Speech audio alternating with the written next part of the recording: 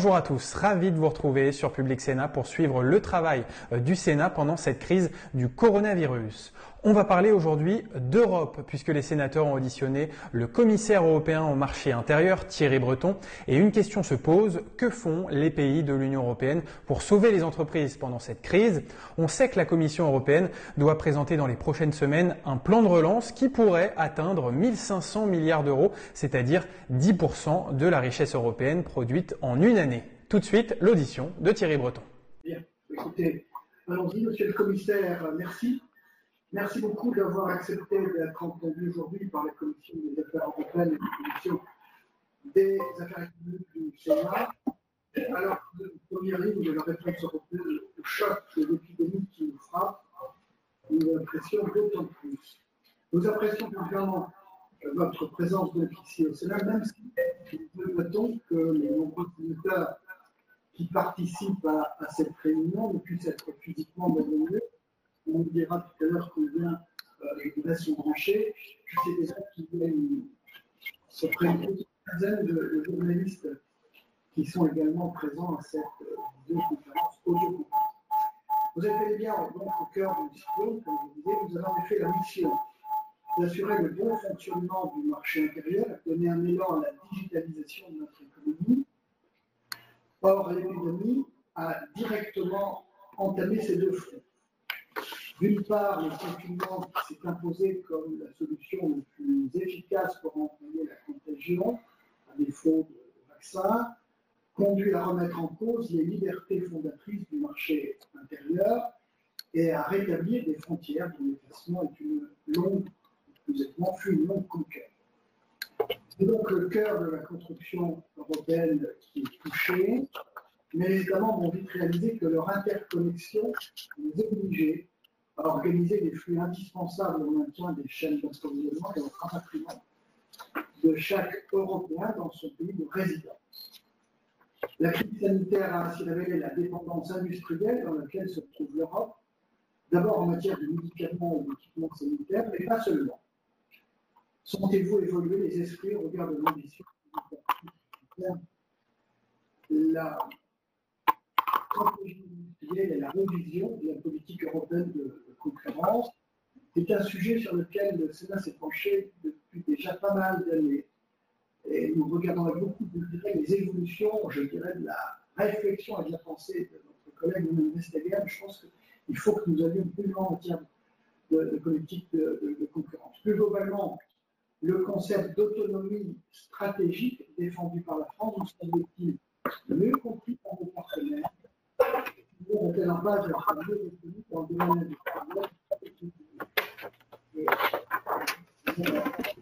ce sujet. Même également en matière de défense et d'espace, sujet qui rapporte aussi notre porte. Selon vous, le projet de futur cadre financier pluriannuel de la M. Lévis Costa qui nous ont précisé que logiquement, la commission devrait se préciser prochainement quel est ce cadre. Donc, en ce qui concerne le code financier pluriannuel, attestera-t-il d'une évolution? D'autre part, la crise sanitaire a totalement précipité la digitalisation de l'Union européenne. Une grande part des Européens ont basculé en télétravail avec le confinement, au mépris parfois de la sécurité informatique. Voyez-vous cette question comme une chance ou comme un risque? C'est la deuxième question. En outre, la Commission européenne a présenté un cadre pour la levée du confinement qui commence à se dessiner. Elle conditionne notamment ce confinement à la possibilité de l'accompagner d'un suivi, voire même d'une surveillance de la population grâce à des applications numériques. Comment garantir que la contribution du numérique à la sécurité sanitaire n'empiète pas excessivement sur les libertés publiques? Il y aura un grand débat au Parlement à la fin du mois sur ce sujet. Et personnellement, j'ai des vues extrêmement tranchées. Je pense que le sanitaire l'emporte sur le reste, mais ce n'est pas l'avis de tout le monde. Comment éviter que les données collectées soient au bénéfice des acteurs européens et que notre dépendance au GAFA n'en soit pas accrue? Nous avons noté que la Commission européenne venait de revoir son programme de travail en raison de l'épidémie et que de ce fait serait reporté à 2021 le Digital lequel nous fondons avec vous beaucoup d'espoir à cet égard. L'élan donné à l'autonomie numérique de l'Europe est déjà en train de s'essouffler. C'est la dernière question que je me permets de vous poser, Monsieur le Commissaire. Je vous invite à répondre à cette première flot de questions, puis nous prendrons les questions des sénateurs. Je vous dis qu'ils nous écoutent. Merci. Merci beaucoup, Monsieur le Président. Merci. Et merci à vous toutes et vous tous d'être connectés avec nous aujourd'hui. C'est désormais un nouveau moyen de nous exprimer, que de travailler à l'aide de ces visioconférences. Je crois que tout le monde a bien appris à le faire fonctionner. J'entends que tout le monde est bien sur mute, ce qui est extrêmement important pour la qualité. Il faut toujours vérifier du reste dans ce type d'exercice qu'on est tous bien sur le mute, de façon à ce que chacun puisse bien s'entendre. Mais je vois qu'au Sénat, Monsieur le Président, on est discipliné. J'ai l'impression que tout le monde, à part peut-être un ou deux, mais qui vont corriger tout de suite, ils sont bien veillés à être sur mute, de façon à ce qu'on puisse évidemment avoir un échange de qualité. D'abord, je voudrais vous remercier d'avoir convié à cette audition dans le cadre donc des deux commissions, la commission des affaires européennes et la commission des affaires économiques. Pour faire un petit point, évidemment, on va le qualifier, si vous êtes d'accord, de point d'étape, parce qu'on est évidemment encore dans la lutte contre la pandémie. Et il faut évidemment jamais l'oublier, même si évidemment on doit penser aussi, certains qualifient de monde d'après, je veux dire tout simplement à la phase 2. Puis-je me permettre de donner peut-être la parole à Madame Prima? Eh bien, ce serait avec grand plaisir, parce que je sais qu'elle est chez elle, Voilà. Et je crois que dans un département qui n'est pas très éloigné d'ici. Absolument. Voilà. Est-ce que Madame la Présidente, Madame Prima nous entend? Nous sommes coupés. Est-ce que... Je crois que je peux répéter ce que vous disiez. Est-ce que la Présidente, Madame Prima, nous écoute? Oui, je vous écoute, mais il faut me donner la parole. Ah, il faut que vous débloquiez mon micro.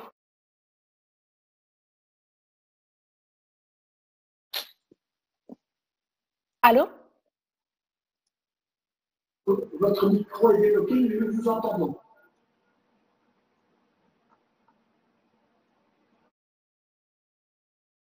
Est-ce que vous m'entendez? Vous m'entendez? Oui, c'est bon. Les Yvelines ne sont pas très très loin de Paris, en effet, monsieur le commissaire, mais quelquefois les mystères de la technique. Mes chers collègues, merci monsieur le président Bizet de me donner quelques instants la parole. Monsieur le commissaire, je veux vous dire que nous nous réjouissons de votre arrivée à la commission, mais pendant cette période, nous en réjouissons 2 fois plus. Plus que jamais, cette crise met évidemment en évidence le besoin de coordination européenne, non seulement pour parer à l'urgence économique que nous traversons, mais aussi pour préparer l'après, pour préparer cette fameuse relance qui est une 2e étape et puis une 3e étape qui sont les chantiers futurs. Ah. Vous ne m'entendez pas? C'est bon. C'est bon là? Très bien. Oui. Voilà, je crois qu'il y a des personnes qui ont des micros ouverts. Voilà, et peut-être ça fait un peu de trouble. Alors bien sûr, la réponse à la crise, c'est bien sûr le mécanisme européen de stabilité de 240 milliards. C'est aussi un fonds de relance et c'est probablement en particulier en tant que présidente de la Commission des affaires économiques, sur ce fonds de relance que je voudrais évidemment plutôt vous entendre, en sachant un petit peu quels sont les axes sur lesquels vous travaillez, comment vous allez faire le choix des sujets sur lesquels vous allez orienter ces fonds. Et bien sûr, on ne peut plus parler aujourd'hui de monde d'après sans parler d'une forme de résilience qui vous est apparue défaillante de la part de l'ensemble de notre pays et probablement de souveraineté, ce qui n'est pas du souverainisme, qui n'invite pas à la fermeture de notre continent au reste du monde. Bien sûr, en matière industrielle, nous sommes très intéressés par le cas des champions européens. Tout à l'heure, on parlera probablement avec Alain Chatillon du rapport qu'ils ont commis sur Alstom Siemens avec Martial Bourquin.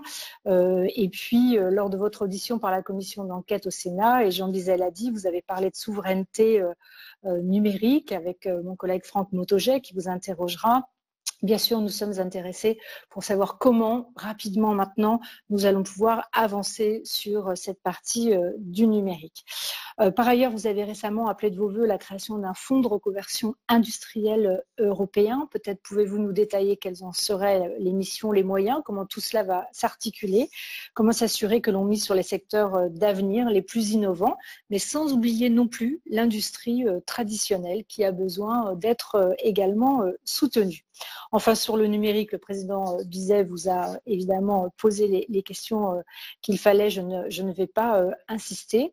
Peut-être vous pourrez également nous rappeler les actions de l'Union européenne afin de coordonner autant que possible l'approche des pays membres quant à l'utilisation des technologies numériques maintenant pour lutter contre le Covid-19. Évidemment, le traçage est un sujet, Jean Bizet l'a dit, mais vous pourrez peut-être nous dire ce que vous pensez de l'initiative d'Apple et de Google et l'initiative d'Orange, bien évidemment, qui ne vous est pas tout à fait étrangère. Voilà, merci Monsieur le Commissaire et pardon pour ces problèmes de connexion.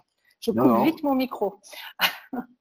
Merci Madame la Présidente. Non, on vous a très bien entendu et j'ai bien noté toutes vos questions qui sont évidemment très légitimes en cette période très singulière que nous vivons tous. Et quand je dis tous, c'est bien entendu nous tous Français, nous tous Européens, mais quelque part nous tous humains sur la planète. On va peut-être vérifier que tous les micros sont bien coupés, de façon à ce qu'il n'y ait pas d'écho. Est-ce qu'on m'entend? Voilà, c'est bon. C'est bon. Donc, je le rappelais, on est encore évidemment dans ce combat contre le virus, avec tous nos compatriotes, nos concitoyens européens, mais aussi, on peut dire d'une façon ou d'une autre, toute la planète qui se bat contre ce virus. C'est qui rend la situation particulièrement singulière et inédite. Alors, pour répondre aux différentes interrogations que vous avez formulées, l'une et l'autre, Madame la Présidente, Monsieur le Président, je dois peut-être rappeler, pour que les choses soient claires, mais il faut toujours le redire, personne, aucun pays n'était préparé à une telle pandémie. Je dis bien aucun. Nous l'avons vécu, nous, évidemment, à la Commission, de façon très claire.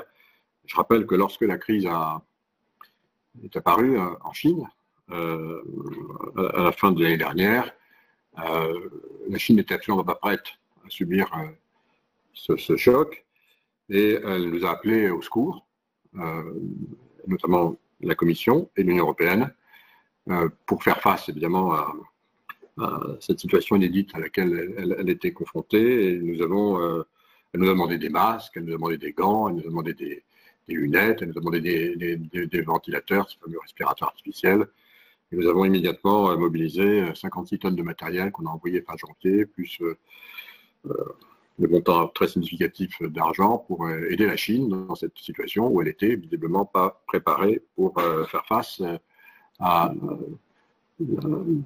la spontanéité et l'ampleur de la crise. Je rappelle parce que ce qu'on vit, évidemment, c'est une situation un peu différée. Nous avons fait ce que nous devions faire et on avait parlé à la Commission, on a tout de suite répondu présent à l'appel du peuple chinois. Ils avaient demandé du reste une certaine discrétion et c'était tout à fait normal qu'on obtempère à leur souhait. Et donc on l'a fait sans être trop visible, ostentatoire, on va dire. C'était leur souhait et nous les avons évidemment suivis. Ce qui était important, c'était l'action humanitaire qu'on nous demandait. Quelques mois plus tard, évidemment, la pandémie s'est déplacée en Europe. Ce qui est important, c'est qu'entre-temps, la Chine a monté très rapidement ses cadences, notamment en matériel d'équipement de protection des personnels de santé, ces fameux PPE. dont on parle évidemment maintenant à juste titre très souvent, et c'est tout à fait normal, les masques chirurgicaux, les masques FFP2, mais aussi tous les matériels de protection des personnels de santé, et puis évidemment des patients bien sûr eux-mêmes, et bientôt aussi de nous tous, notamment dans la phase de déconfinement dans laquelle nous allons, on espère tous, bientôt rentrer. Entre-temps, la Chine a monté ses capacités de production de ses équipements en quelques mois. Elle produit aujourd'hui à peu près 150 millions de masques par jour, et donc elle était capable d'en exporter. Donc dès que la pandémie a commencé à prendre de l'ampleur, d'abord en Italie évidemment, on a tout de suite, avant même que la commission soit saisie par les États membres, une mission de supervision des matériels de protection. Je rappelle que la santé est la responsabilité exclusive des États membres, et ça me semble parfaitement légitime. Je pense qu'il faut que ça le demeure. Mais face évidemment aux besoins urgents, comme la Chine l'avait vécu en son temps, de ces équipements, quelques semaines après l'émergence de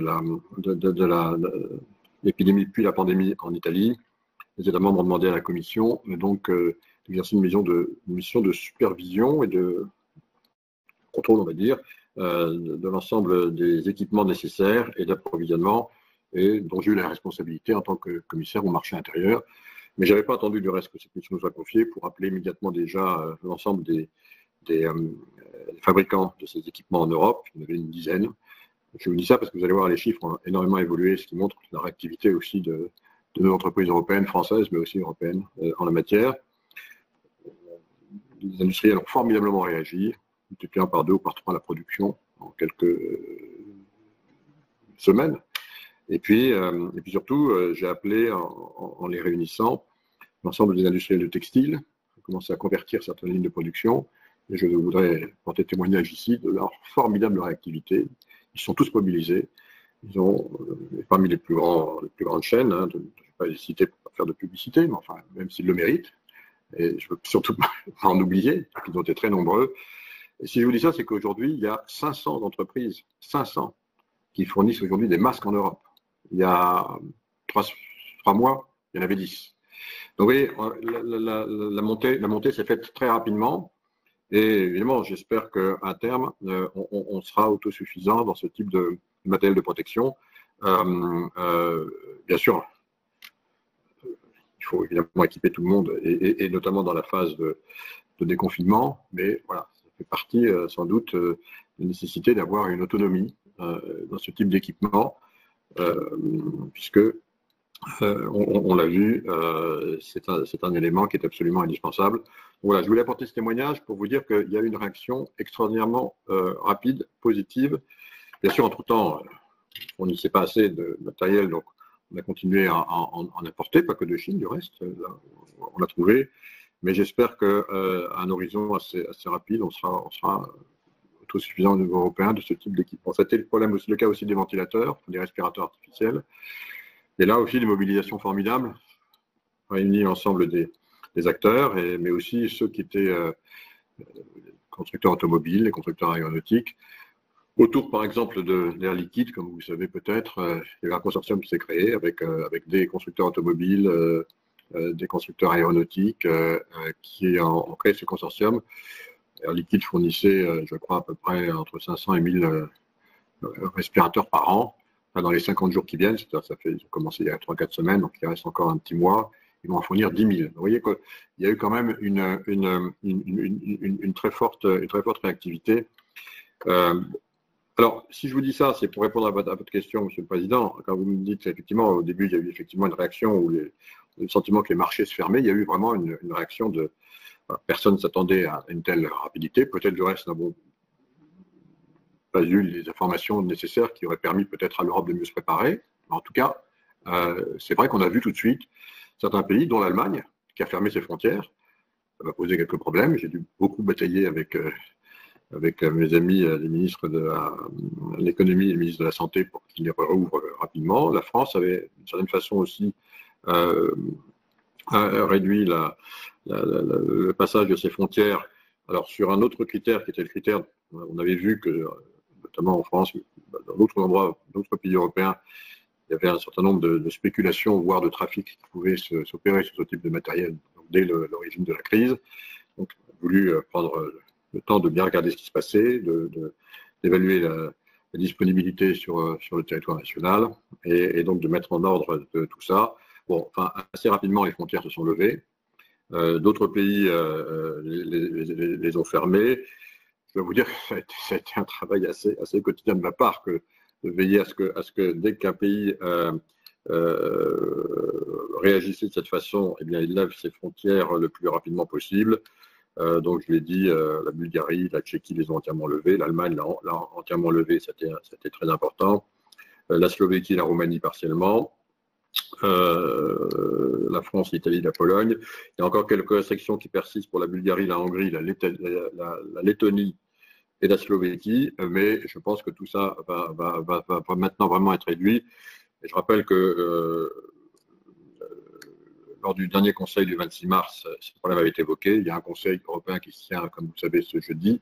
Donc, je pense que là, tout sera à peu près réglé. En tout cas, j'y veille dans le cadre de mes responsabilités et je pense que c'est quelque chose qui maintenant est derrière nous.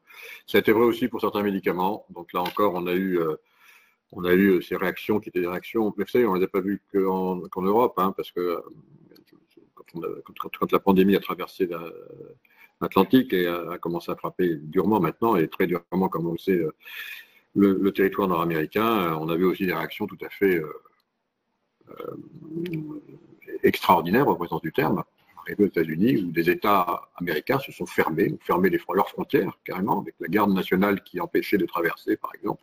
Et pendant un moment, la frontière entre l'État de New York et l'État de New Jersey qui était fermée, identique avec le Connecticut. Enfin, j'ai jamais vu ça de ma vie. Donc voilà, donc il y a eu des réactions qui étaient des réactions là aussi qui ont été un peu spontanées. Et donc, je crois qu'il faut les prendre pour ce qu'elles sont, notamment pas toujours se dire « Ah ben c'est l'Europe qui… » Voilà, hein, ça a été des réactions, je dirais, humaines, y compris de responsables politiques qui sont en exercice et qui reviennent évidemment à leur responsabilité première, qui est de protéger ses compatriotes, ou pour les gouverneurs des États, ceux qui sont membres des États. Ce comportement est un comportement, je dirais, humain et pas européen. Je le dis parce que l'Europe, dans cette affaire, s'est, je trouve, très sincèrement, très bien comportée et très rapidement. Et nous avons, là encore, en respectant, vous savez, à chaque fois que je parlais à un ministre qui avait fermé ses frontières, je commençais systématiquement par lui dire « Je comprends, parce que je le comprends. Je comprends ce que vous vivez, je comprends votre réaction, mais maintenant, voilà, comment on peut faire? Et comment on peut faire pour s'aider et en trouver la solution ?» Et finalement, on les a toutes levées. Il y a eu encore quelques problèmes, évidemment, de passage aux frontières, de un certain nombre de camions. Là, on a mis en place des green lanes, on appelle des green lanes, donc des corridors spéciaux pour pouvoir le faire passer. J'ai utilisé les services aussi de Copernicus qui nous donnaient, donc on avait bien identifié l'ensemble des frontières où il y avait quelques problèmes de passage. Donc, il y avait une carte, j'ai toujours, donc, quotidienne, donc de l'ensemble des points un peu critiques pour voir s'il y a des… On voit tout de suite les fils de camions. S'il y a des fils de camions, on intervient directement. Mais je crois pouvoir vous dire aujourd'hui que ces problèmes sont derrière nous et qu'à mis à part les premières réactions qui ont été un peu, je dirais, comment dirais-je, compréhensibles, on va dire, les choses sont redevenues dans une normalité, notamment pour le fonctionnement du marché intérieur qui est absolument essentiel et le transport des matériels et des matières premières ou des matières critiques, évidemment, dont les matières de santé. Un autre point que vous avez évoqué, qui était l'aspect du numérique. Je voudrais juste corriger peut-être une toute petite élément que vous avez rappelé, Monsieur le Président. Il ne s'agit pas d'utiliser les technologies pour surveiller nos concitoyens. Jamais. L'Union européenne a été extrêmement stricte sur ce point. Jamais. Et je le dis d'autant mieux que je m'en suis occupé moi-même. Et donc on se connaît un peu, vous savez que ce n'est pas dans ma philosophie, et donc j'ai été extrêmement précis sur ce qu'on pouvait faire et ce qui me semblait être peut-être plus sujet à caution. D'abord, sur ce qu'on pouvait faire. On est vraiment dans une situation extraordinaire au vrai sens du terme. Et donc la première réaction, lorsque on a confiné progressivement tous les pays et puis quasiment la moitié de la planète, quand même 4 milliards d'habitants confinés, ça a été de me demander si les réseaux Internet allaient tenir. Parce que l'ancien président de France Télécom que je suis sait que les réseaux sont dimensionnés pour certaines choses, mais enfin, il y a quand même il y a des limites. En tout cas, on n'a jamais conçu des réseaux pour une situation de cette nature. D'autant que les usages évoluent et que, évidemment, quand on est confiné à domicile, on va utiliser ces réseaux pour télétravailler, et d'utiliser notamment les systèmes vidéo, comme ceux que nous utilisons à l'instant, pour apprendre. Ça, c'est quand même très nouveau, y compris par ce type de technologie.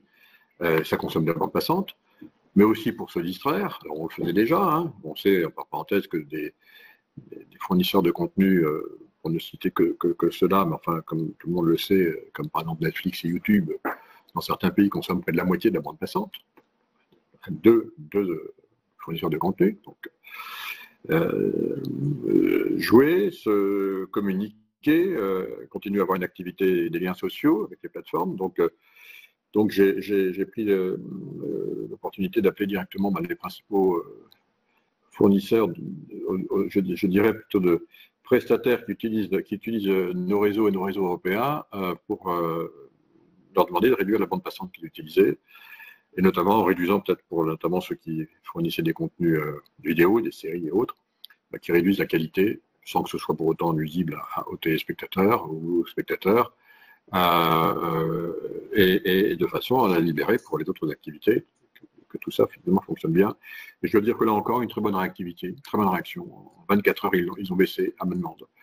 Voilà, on n'a pas eu besoin de légiférer, on n'a pas eu besoin de prendre des mesures contraignantes. On a discuté et ils ont baissé pour libérer 25% de bande passante chacun. Et donc, ça nous a permis, je dirais, d'avoir. Je ne mets pas du tout en cause la qualité de nos réseaux de télécom, je les connais, ils sont sans doute parmi les plus robustes au monde, plus robustes notamment que beaucoup de ceux que je connaisse dans d'autres continents, y compris parmi ceux qui sont les plus développés. Donc, mais c'est une situation inédite, il valait mieux prévenir que d'avoir à intervenir derrière. Donc, la structure ORES, si je puis dire, a bien fonctionné. Absolument.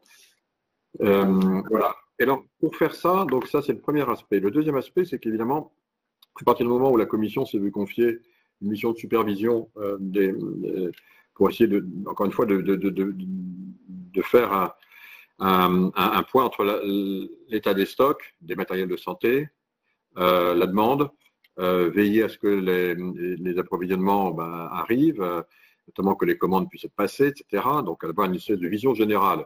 Et puis faire en sorte, évidemment, que ces équipements arrivent en priorité là où les pics de la pandémie arrivaient.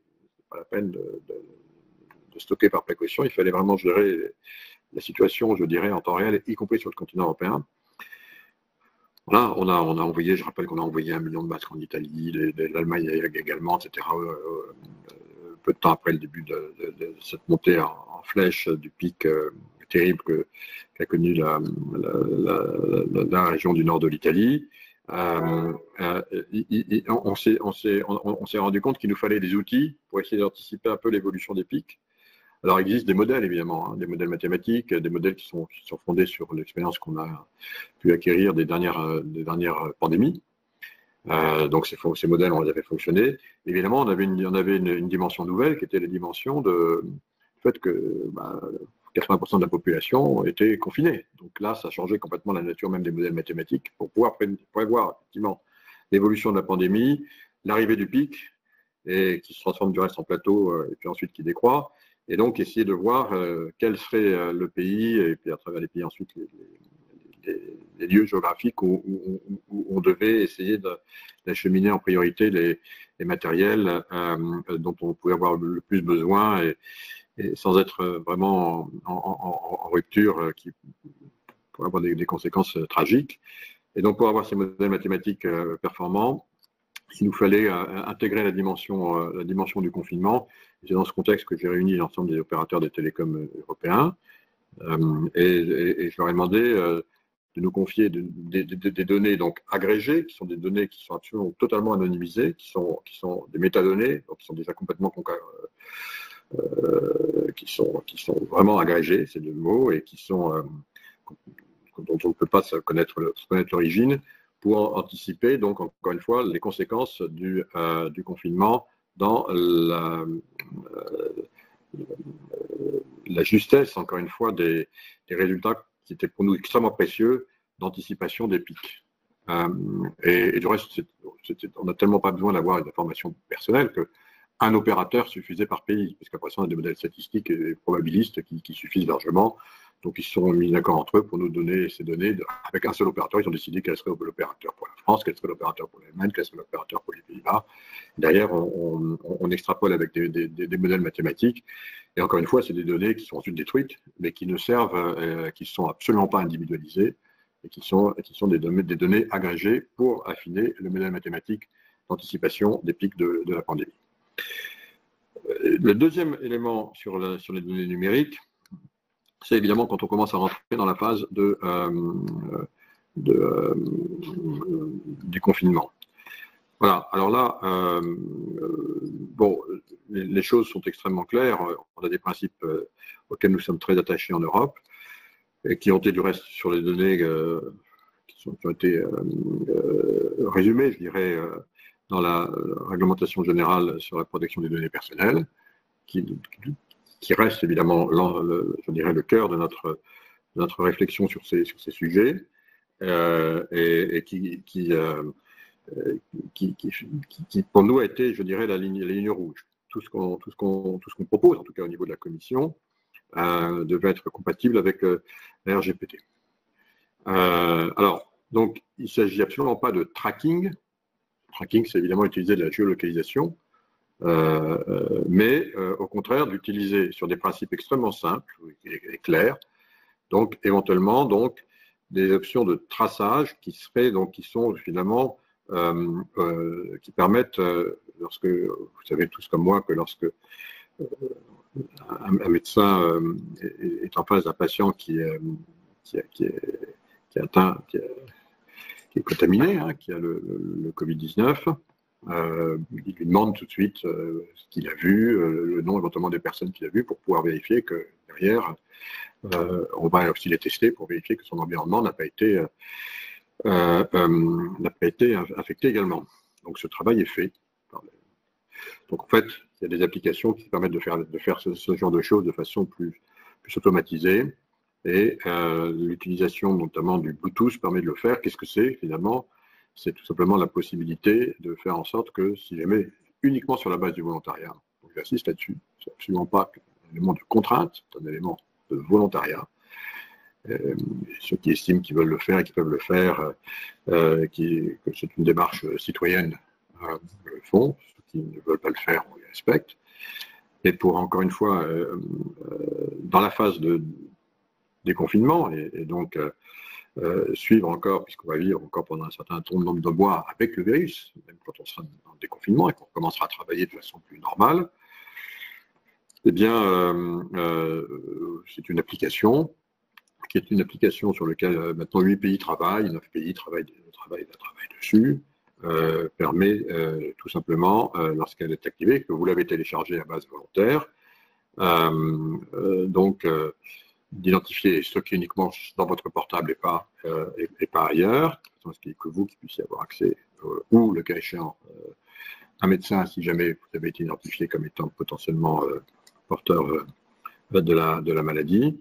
Donc, il identifie les personnes que vous avez croisées, qui soient du reste des amis ou des gens dans la rue, ou des gens auxquels vous restez en contact avec eux pendant plus de 15 minutes ou 10 minutes. Ça dépend évidemment des protocoles qui sont mis par les médecins, à une distance qui soit évidemment inférieure à 2 mètres, et qui fait que ces personnes auront potentiellement pu être éventuellement, si vous étiez vous-même porteur du virus, contaminés, ce qui permet de leur envoyer uniquement un SMS, de façon tout à fait anonymisée, en disant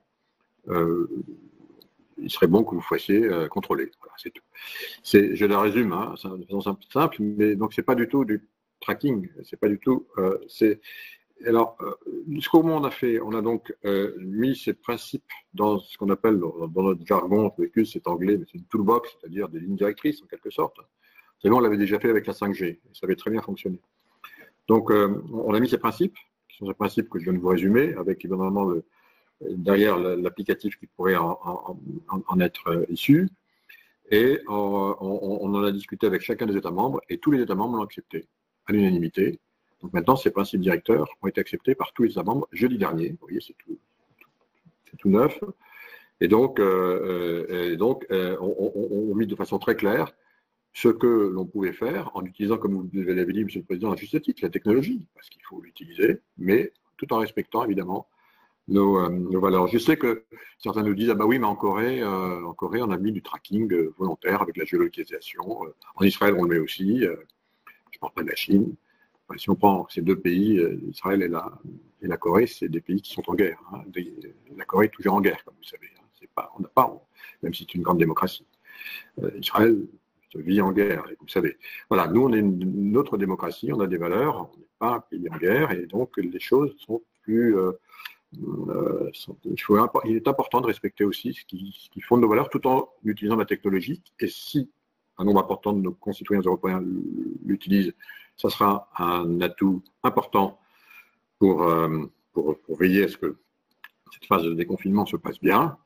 Mais je crois qu'en étant très transparent, en expliquant bien ce qu'on fait, en expliquant bien ce qu'on ne fait pas, en expliquant bien où sont les données, en expliquant bien qui peut y avoir accès, qui ne peut pas y avoir accès, comment ça fonctionne, je pense que finalement, j'espère qu'on pourra convaincre un très grand nombre de nos concitoyens d'utiliser. Dernière question que vous m'avez posée, c'était sur Apple et Google. Bah, pour faire parler des Bluetooth avec des systèmes opérationnels différents, il y en a un qui a Android, l'autre qui a iOS. iOS pour Apple, Android pour Google. Il fallait que les Bluetooth puissent se parler, ce qui n'était pas le cas auparavant. Donc Apple et Google ont décidé de faire en sorte que leurs Bluetooth respectifs puissent se communiquer entre eux pour pouvoir faire en sorte que l'application puisse fonctionner. J'ai été moi-même en contact avec le président de Google la semaine dernière. J'ai de nouveau un call avec le président d'Apple cette semaine pour bien vérifier à ce que ça fonctionne, mais que derrière, il n'y ait pas effectivement d'autres éléments. Et donc ça, on va essayer évidemment avec tous nos services, que ce soit uniquement une interopérabilité qui est nécessaire pour le fonctionnement, mais évidemment, rien d'autre. Et je pense qu'on a avec cette boîte à outils l'ensemble des directives qui rassurent tout le monde sur exactement ce que l'on veut faire, ce que l'on peut faire et ce que l'on n'acceptera jamais. Voilà, donc ça c'est pour l'utilisation de la technologie dans cette période. Alors le dernier point, avant de passer aux questions, le dernier point concerne évidemment la façon de gérer ensuite la situation, la crise économique sans précédent que l'on traverse, qui est absolument immense, et tous les secteurs sont concernés, pratiquement tous les secteurs, à part peut-être quelques-uns. Le secteur de la santé l'est un peu moins, le secteur des télécoms évidemment l'est moins, mais tous les secteurs sont très impliqués. On pense évidemment d'abord au tourisme, au transport aérien. On pense évidemment à tout ce qui concerne les commerces de proximité, les activités de proximité qui sont extraordinairement impactées. On pense bien entendu au retail, à la distribution, on pense bien entendu à l'automobile, on pense évidemment à l'industrie aéronautique, on pense au textile, on pense, je dirais, je ne vais pas tous les citer, mais ils sont tous impactés évidemment par le fait qu'il n'y a plus d'activité, il n'y a plus de demande. L'offre a été dans certains domaines cassée du reste parce que les lignes les chaînes de valeur, les supply chains ont été stoppées. Ça, je pense qu'on pourrait les remettre assez vite en place, mais en revanche, la demande n'est pas là. Et évidemment, on a des baisses de 80-90% d'activité en moins par rapport dans certains secteurs, dont les premiers que j'ai cités tout à l'heure, et un besoin absolument urgent qui estime de trésorerie, d'assistance à la trésorerie pour toutes ces activités. Et ça, c'est très important, et on s'est beaucoup mobilisé là-dessus. Les États membres ont joué le jeu très rapidement. C'est vrai que ça prend un peu de temps. La violence a été telle qu'il a fallu s'adapter très vite. La Commission, sans tarder, là aussi, a réagi immédiatement en levant deux critères, comme du reste les traités l'autorisaient à le faire. Le premier, ça a été tout de suite utiliser les États membres, évidemment, en cas de force majeure, c'est conforme au traité, de ne pas respecter les critères des moins 3% de déficit, évidemment. Donc là, l'article du traité s'est appliqué immédiatement et on l'a levé immédiatement de façon à ce que les États membres puissent immédiatement intervenir en tant que de besoin pour pouvoir faire ce qu'il y avait à faire, et notamment pour l'emploi, mais pas que. Et puis, le deuxième, c'est évidemment tout ce qui concerne les aides d'État, les interventions de l'État. Et donc là aussi, on a levé l'ensemble des contraintes qui interdisaient jusqu'à présent, évidemment, les États d'intervenir, soit directement, soit indirectement. Et quand je dis directement, ça peut être désormais, évidemment, en prise de participation, augmentation de capital d'entreprise, prise de participation minoritaire, voire majoritaire, si jamais les cas le nécessitent. Et tout ça a été mis en place en une semaine. Donc, si vous voulez, par rapport à la crise de 2008, il y a eu une réactivité extrêmement rapide de l'ensemble des États membres et de la Commission. La BCE a joué son rôle aussi, on l'a vu. D'abord avec une situation qui a été ce qu'elle a été, et puis très rapidement ensuite, comme vous le savez, une très bonne décision, je crois, de la BCE techniquement, mais aussi d'un point de vue financier, avec la mise en place des TLTRO, la mise en place d'une disponibilité à hauteur de 750 milliards d'euros, donc pour que les États puissent se refinancer tout de suite, et aussi, pas que les États, mais aussi des corporates. Donc, il y a eu là aussi une très bonne réactivité, donc de la part de la présidente de la BCE, de la part de l'ensemble des acteurs. Bon, et maintenant, il faut évidemment faire en sorte que tout ça suive. Ça, c'est pour l'instant. Et j'ai bien conscience qu'il faut vraiment veiller à ce que tous ces... Il y a aussi évidemment les garanties qui ont été mises en place par l'ensemble des États membres. La France a joué un rôle important là, a mis en place tout de suite des garanties. La BPI a joué un rôle important, comme vous le savez. Bon, il faut veiller à ce que tous les États membres fassent la même chose. Je vais y revenir dans un instant. J'ai un petit sujet de préoccupation, c'est qu'il faut que l'ensemble des États membres aient des niveaux d'accès d'abord au financement qui sont nécessaires et qui sont tout à fait extraordinaires par rapport aux exorbitants par rapport au droit commun de nos fonctionnements. Donc, il est très important qu'il y ait un accès identique. Voilà, chacun a son histoire et chacun a son histoire budgétaire. Vous me connaissez, hein, j'ai toujours été de ceux qui ont défendu la nécessité de maintenir un niveau d'endettement acceptable, tout simplement parce que je sais que si jamais on ne le fait pas, quand on a la possibilité de le faire, quand les tendus arrivent, on est affaibli.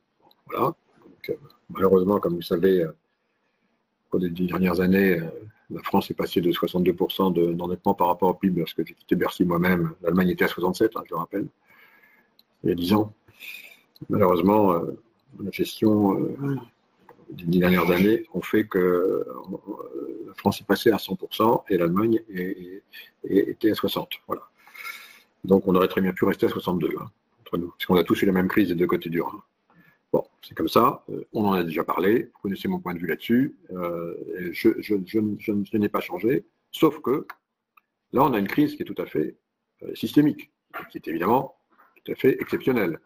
Et que c'est précisément dans ces cas-là qu'il vaut mieux être en bonne situation pour pouvoir avoir accès au financement. D'abord, je le redis, il n'y a pas un pays sur la planète, pas un, qui a les réserves pour financer cette crise. Tous les États vont devoir emprunter, tous. Il faut bien qu'on en soit conscient. En d'autres termes, si jamais ils n'avaient pas la capacité d'emprunter, ils seraient tous en faillite. Donc, il n'y a pas un État aujourd'hui, que ce soit l'Allemagne, que ce soit les Pays-Bas, que ce soit l'Italie, que ce soit la France, que ce soit les États-Unis, qui ont tout simplement des réserves du Trésor pour pouvoir faire face à la crise. Tous vont devoir emprunter massivement. Donc on n'est plus dans la discussion, il y a les vertueux du Nord, les vertueux du Sud, etc. Non, chacun, si on ne bouge pas, est en faillite. Donc chacun va devoir emprunter. Chacun doit être égal vis-à-vis, en face du virus. Le virus frappe tout le monde. Mais il faut évidemment qu'on maintienne l'intégrité du marché intérieur, si jamais, dans ce qui me concerne. Et pas dire, tiens, il y en a pour des raisons X, Y, qui vont avoir un accès plus facilité que d'autres à ces financements. C'est dans ce sens que j'ai défendu, évidemment. avec notamment mon collègue Paolo Gentilini. On a défendu le fait qu'il fallait qu'on ait, on va dire, un outil particulier pour financer cette situation particulière de notre histoire, avec peut-être des maturités qui soient différentes.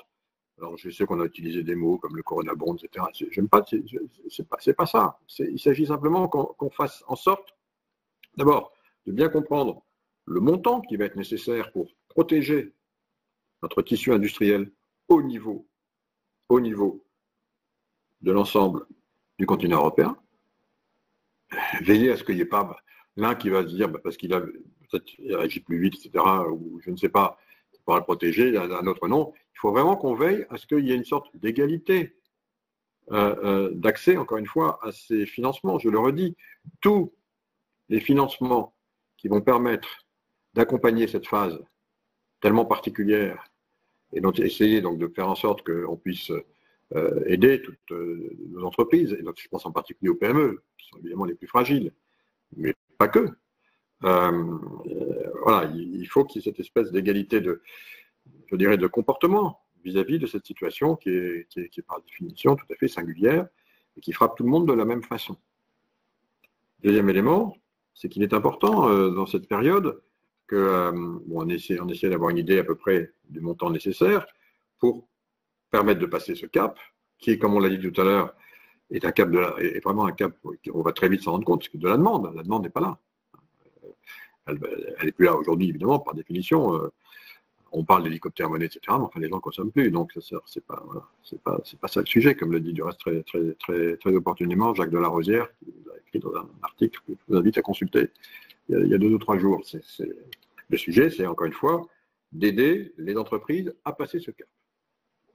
Et puis derrière, de les aider à rebondir, et notamment de les aider à rebondir par rapport à ce que vous avez indiqué tout à l'heure, Madame la Présidente, Monsieur le Président, c'est-à-dire évidemment, notamment par rapport à la politique industrielle qui avait été arrêtée juste avant la crise, et dont je rappelle qu'elle s'articulait selon 3 axes. D'abord, le Green Deal, qui demeure plus que jamais, la relation à l'environnement, avec tout ce que ça comporte, notre relation à l'environnement, à la qualité de l'air, à la santé, évidemment, qui vont autour, et va devenir un des enjeux les plus essentiels. Évidemment, on le vit aujourd'hui peut-être plus que jamais. L'importance du numérique, on le voit bien avec tout ce qu'on a évoqué tout à l'heure, et puis aussi ce qu'on avait indiqué comme 3e pilier, c'est une refonte, une revisite des rapports de force internationaux, notamment à l'aune de cette nouvel enjeu, voire confrontation, disent certains, entre ces 3 grands blocs que sont les États-Unis, l'Europe et la Chine, et qui nous incite évidemment, et je l'avais déjà dit moi-même du reste, à revoir la façon dont on avait organisé nos chaînes de production et peut-être reproduire davantage. En Europe, c'est vrai aussi parce que le digital nous permet, c'est vrai aussi parce que l'économie circulaire va devenir plus importante et que ça se fait plus localement. Donc on avait déjà parfaitement identifié tout ça. Et vous savez, je conclurai là-dessus, des crises de cette ampleur, on a tous conscience maintenant, sans savoir très bien définir encore le monde qu'elle va induire. On commence à y réfléchir, on commence à avoir des idées, évidemment. Il y a une chose qui est certaine, c'est que généralement des crises de cette nature, de cette ampleur, sont des accélérateurs de tendance. Donc ces 3 tendances que je viens de rappeler, visiblement, vont être sensiblement accélérées par cette crise, et à nous de nous y préparer. Et c'est tout l'objet, effectivement, je conclue là-dessus, donc du calibrage financier dont j'estime qu'il est nécessaire pour tout notre secteur économique au sens large. Et vous savez que j'ai redéfini pour la politique industrielle européenne, non pas les secteurs eux-mêmes, mais les écosystèmes autour des secteurs. L'écosystème automobile, l'industrie automobile, c'est 5 millions d'emplois. L'écosystème autour de l'automobile, ça comporte les distributeurs, ça comporte les réparateurs, ça comporte tous ceux qui vivent autour de l'automobile, c'est 15 millions d'emplois. Donc ces écosystèmes, il y en a une quinzaine maintenant en Europe, c'est ces écosystèmes qu'il faut préserver, qu'il faut aider évidemment à passer ce cap et qu'il faut permettre de rebondir avec donc des moyens appropriés. Alors je suis heureux que l'Eurogroupe ait réussi lors de la dernière fois. Bon, certains se sont émus à juste titre, du reste ça a été la plus longue réunion. Je participais à des dizaines et des dizaines d'Eurogroupe moi-même en tant que ministre. Alors, voilà, c'est une réunion qui a duré presque 2 jours, enfin, qui s'est arrêtée au bout d'une très longue nuit et puis qui a repris le lendemain. C'est aussi la crise la plus importante depuis maintenant, certains disent, plusieurs décennies, voire peut-être même siècles. On verra ce que l'histoire nous dira. Donc on est passé une nuit à discuter, il me semble quand même pas complètement quelque chose d'extraordinaire compte tenu de l'importance du sujet. Vous savez qu'à l'issue de cette réunion importante de l'Eurogroupe, 2 décisions qui me semblent très significatives ont été prises. La première, c'est d'arrêter un volet de 540 millions à peu près de financement immédiat, donc 200 milliards portés par la BCI, donc ça va être la BEI, ça va être mis en œuvre immédiatement, donc c'est très important parce que c'est très, très opérationnel. Le deuxième, c'est évidemment le mécanisme européen de stabilité, le fameux MES, donc, qui n'avait pas été conçu pour ça, hein, comme vous savez, il a été conçu pour aider les États qui auraient pu être en difficulté à la suite de crise financière pour se refinancer sur les marchés. Donc là, c'est 240 milliards qui seront mobilisables, donc sans condition. Il y avait des conditionnalités évidemment pour être mobilisés immédiatement. Alors plutôt, d'après ce qu'a dit l'Eurogroupe, tourner vers les industries autour de la santé, etc. Mais on verra ce qu'arrêtera le Conseil européen. Et puis il y a 100 milliards qui ont été proposés par la Commission européenne, comme vous le savez, à travers un fonds qu'on a appelé SURE, qui est un fonds qui a vocation à aider les États qui n'ont pas d'aide au chômage partiel à pouvoir en faire bénéficier l'ensemble des collaborateurs pour pouvoir maintenir évidemment les forces vives et lorsque l'activité redémarrera, faire en sorte qu'elles soient toujours là et qu'on puisse les réemployer immédiatement. Et puis il y a une deuxième décision qui a été prise à cet Eurogroupe, c'est le fait donc de réfléchir désormais à un 4e pilier, donc à côté de ces 3 premiers dont je viens de parler, qui serait donc un fonds. Alors, est-ce que c'est un fonds qui est un fonds qui peut être un fonds autonome comme l'avait été le FES? Est-ce que c'est un fonds qui peut être abrité par la Commission? Tout est ouvert, tout est sur la table. La présidente von der Leyen le dit à ce titre. Il faudra quasiment une sorte de plan Marshall, c'est le terme qu'elle a utilisé, je crois qu'il est assez approprié, pour précisément aider à l'industrie européenne de passer ce cap et de rebondir. Voilà, donc avec mon collègue Paolo Gentilini, on a identifié l'ensemble du paquet en gros à 1500, 1600 milliards. C'est pas étonnant parce que, si vous voulez, et je finis là-dessus, quand vous voyez ce qu'ont fait les États-Unis, ils ont mis pratiquement 10% de leur PNB donc, sur la table pour aider tout de suite leurs entreprises, du PIB européen, du PIB américain. Si je vois l'Allemagne, par exemple, l'Allemagne, immédiatement après que ait été accepté le fait de pouvoir s'extraire des critères des 3%, a trouvé finalement dans une rapidité, une vélocité qui nous surprend, parce que finalement on voit que l'Allemagne peut quand même prendre des décisions rapidement malgré son système démocratique. On avait l'impression que des fois, ils nous disaient qu'il fallait attendre des mois et des mois. Enfin, quand l'urgence est là, on voit que nos amis allemands savent réagir vite, puisqu'en moins d'une semaine, ils ont quand même voté, excusez du peu, un budget complémentaire de 356 milliards d'euros, ce qui est quand même pas rien. C'est 10% là encore de leur PIB, en complément des 600 milliards, des 550 milliards qui avaient été mis en garantie, donc pour irriguer immédiatement l'ensemble des industries allemandes, ce qui est tout à fait important, c'est 10% du PIB, là encore, que ce soit les PME, avec un fonds de 50 milliards, que ce soit pour intervenir directement auprès des industries allemandes en prise de participation éventuelle, un fonds de 100 milliards. Et je pense que le plan du reste est un très bon plan, je l'ai dit du reste à mes homologues allemands, le ministre des Finances et le ministre économique, qui sont aussi des amis, hein, mais je pense qu'ils ont fait un très beau plan. Mais enfin, on voit que c'est quand même 10% du PIB. Donc on voit que ces montants, vous voyez, le PIB européen, 1600 milliards pour le fonds, c'est 10% du PIB européen. Donc je pense que c'est un peu ce qu'il faut avoir en tête, à peu près, en gros, pour l'ensemble du montant qu'il va falloir mettre sur la table pour aider à passer ce cap et à rebondir, tout en évitant les disparités pays entre pays. C'est très important pour moi, commissaire au marché intérieur, mais aussi en évitant les disparités entre l'Europe et les États-Unis ou la Chine, qui eux pratiquent ce genre de choses, là encore par de l'endettement. Je le redis, mesdames et messieurs les sénateurs, je vous le redis, tout ça se fait par endettement. Hein. Il n'y a pas un pays qui peut faire la morale aux autres, si vous voulez. Hein. On est tous égaux, là. Hein. Voilà. Donc, je pense qu'après ça, viendra le moment de savoir comment on traitera cette dette. Est-ce que finalement, il faut la traiter comme on a traité la dette héritée du passé? Est-ce que c'est une dette qui pourra être remonétisée c'est un autre sujet. Chaque jour suffit sa peine. Moi, j'ai des idées. C'est trop tôt pour en parler. Mais en tout cas, la priorité aujourd'hui, c'est de tout faire pour sauver notre tissu industriel et lui permettre de redémarrer. Merci. J'étais très long, mais j'ai beaucoup d'activités, beaucoup de choses à dire. Merci beaucoup, monsieur le commissaire. Vous venez de terminer en disant c'est peut-être pas le moment de parler en détail, si je puis dire, de tel ou tel point que vous avez évoqué, parce que vous avez été très exhaustif. Juste quelques remarques avant de donner la parole à Sophie Primas, qui orchestrera en quelque sorte les prises de parole des membres de la Commission économique. Je le ferai ensuite pour les membres de la Commission des affaires européennes. Je tiens aussi, moi aussi, à souligner la réactivité de l'Allemagne en la matière, 10% de son PIB, alors que ce n'était pas du tout dans sa culture. On sait quelle est la culture du Bundestag sur ce point précis. Pourrions-nous avoir malgré tout quelques précisions sur le fonctionnement du fonds industriel qui va être mis en place?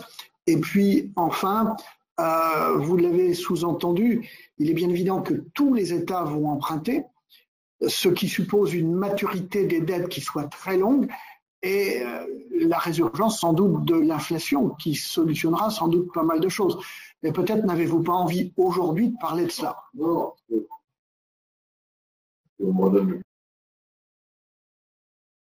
Voilà. Non, je vais lui dire aucune question parce que j'ai tout ça en tête, vous savez, j'ai vraiment tout ça en tête.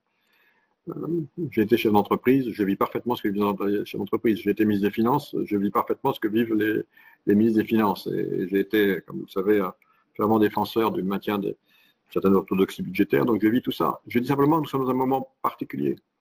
Et donc, dans cette situation, voilà, c'est vrai que l'Allemagne a réagi très vite, mais c'est vrai aussi que c'est tout son tissu industriel et Mittelstand qui est atteint. Donc là, il faut réagir vite. Voilà, c'est partout, on est tous pareils en Europe. Hein.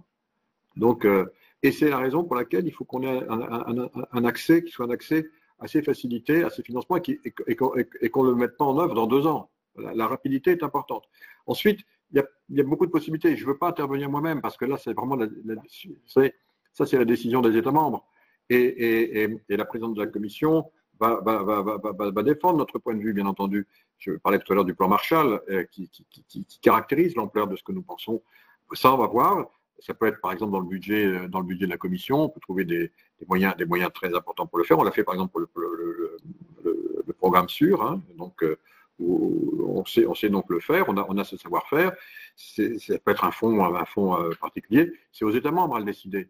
Et donc, je ne veux pas me substituer aux États membres. Des solutions existent. Mais ce que je veux dire, moi mon rôle, c'est de donner l'enveloppe, à peu près. Je crois qu'on a à peu près bien qualifié avec mon collègue Paolo Gentilini, qui est le commissaire des affaires économiques. Comme vous savez, on a signé une tribune tous les deux là-dessus, parce qu'on est très, lui comme moi, esqualité, je dirais, moi, parce que j'ai évidemment le marché intérieur avec les entreprises en ligne directe, lui parce qu'il a l'économie, donc on a exprimé quelle était pour nous notre vision du besoin, on a qualifié 1500, 1600 milliards. Il appartient maintenant aux États membres de se réunir, il y a des solutions différentes qui vont être et qui sont possibles. J'espère évidemment que ces décisions seront prises parce que je pense que c'est ce dont nous avons besoin. Maintenant, en ce qui concerne le surendettement qui va être généré par ça, il y a plusieurs solutions. Vous savez, face à des situations de surendettement, il y en a 4. Alors, je vais les citer. Et puis derrière, vous avez évidemment, généralement, on peut dire que le surendettement dans l'histoire, il a pu être traité par de l'inflation massive. On ne le souhaite pas, donc c'est certainement pas mon choix. Par des augmentations significatives, l'ampleur est telle que ça ne servira pas à grand-chose. Donc il faut mieux, au contraire, accompagner la relance, parce que derrière, il faut pas la relance. C'est indispensable. Et surtout dans des pays comme la France, qui sont les plus on sait qu'il y a les taux d'imposition les plus élevés au monde, donc il faut faire attention. Il faut que derrière, il y ait de la relance. Moi, je viens de finir j'ai des vidéo calls tous les jours avec les écosystèmes. Je viens de finir mon vidéo call avec l'industrie automobile. Je ne vais pas dévoiler, mais enfin, si vous voulez, je mesure pleinement la détresse d'un nombre très important de distributeurs qui ont des stocks invraisemblables de voitures sur leur parking. Vous les voyez, ils sont là. Qui disent, mais alors, combien de temps il va falloir que je garde ça? Je n'ai pas les moyens de garder ça sur mes stocks. Il va falloir sans doute qu'il y ait de la demande qui revienne. Comment inciter la demande?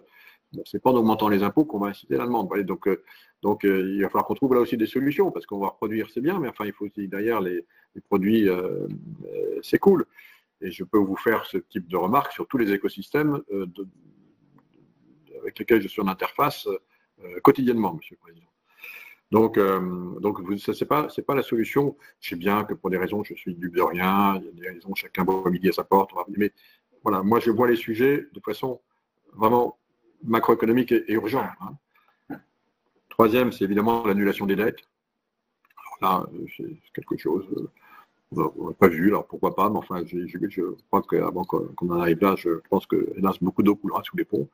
Quatrième, c'est peut-être de monétiser une partie des dettes. C'est quelque chose, vous savez, on en avait parlé du reste au Sénat. Vous m'aviez accueilli il y a quelques années, c'est vos collègues de la Commission de défense et des affaires étrangères. J'avais eu l'idée d'un fonds européen de défense et de sécurité, qui avait du reste progressé depuis, puisque c'est à la base de cette réflexion, qui est une réflexion citoyenne, qu'est né le fonds de défense dont l'histoire a fait qu'aujourd'hui, j'en suis le responsable. Je n'ai pas anticipé ça lorsque j'étais venu vous présenter l'idée, mais derrière, j'avais déjà imaginé un fonds, précisément, à très longue maturité, qui permettait de financer, parce qu'on a aujourd'hui des taux d'intérêt qui sont nuls ou négatifs, et donc sur des missions d'intérêt général, des missions d'intérêt public, de grande transformation, qui vont donner leurs bénéfices sur une longue période, 20, 30 ans, donc des fonds de très très larges qui peuvent se refinancer sur une très très longue période, et donc y compris du reste avec lesquels on puisse abonder au cours d'un certain temps, peut-être une petite partie d'impôts qui peuvent être différés, ça peut être des taxes carbone aux frontières par exemple, ça peut être on peut avoir des idées, mais donc pour extraire, si vous voulez, cette dette complémentaire, je crois qu'on l'a bien qualifié ensemble, cette période. Il va y avoir, dans l'histoire de la dette, vous savez, j'avais souvent l'habitude de dire que la dette, quand vous lisez une dette, c'est une archéologie, vous lisez les strates, vous lisez l'histoire à travers. Dans la création de nos dettes, il y aura une partie, alors 15%, 10%, 20%, on verra, qui sera coronavirus. Hein. Donc peut-être que cette partie-là, cette strate-là, coronavirus, on peut trouver des moyens précisément de la sortir en la refinançant sur du très très long terme.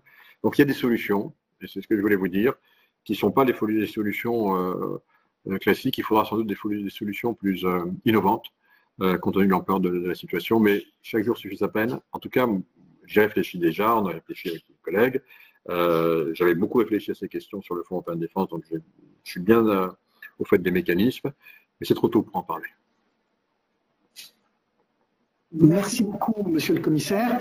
Je me propose techniquement de donner la parole à Sophie Primas, qui, je me répète, va orchestrer, entre guillemets, les prises de parole de ces commissaires, entre guillemets, commission des affaires éco. Et si vous voulez bien, monsieur le commissaire, répondre globalement à l'ensemble des prises de parole. Et ensuite, on fera la même chose avec les collègues de la commission des affaires européennes.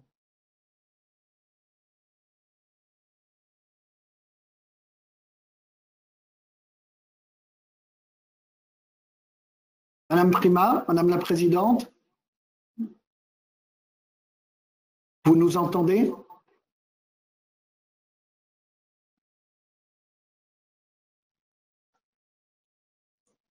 Ah, voilà.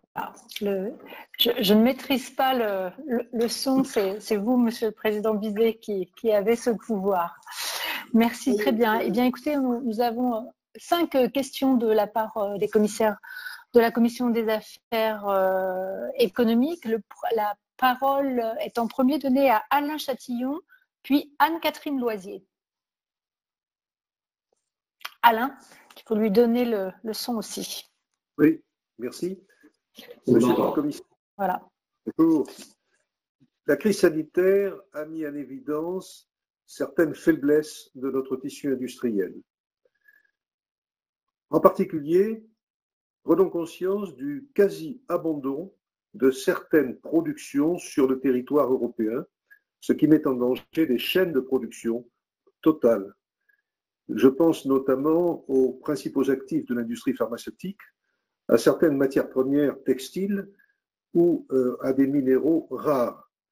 Nous suivons avec grand intérêt la mise en œuvre des projets importants d'intérêt européen, les PIEC, qui aboutissent en ce moment au lancement d'un champion européen de la batterie électrique.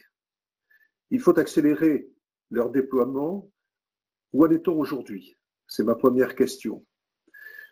Les PIEC également sur l'hydrogène, verra-t-il un jour son arrivée?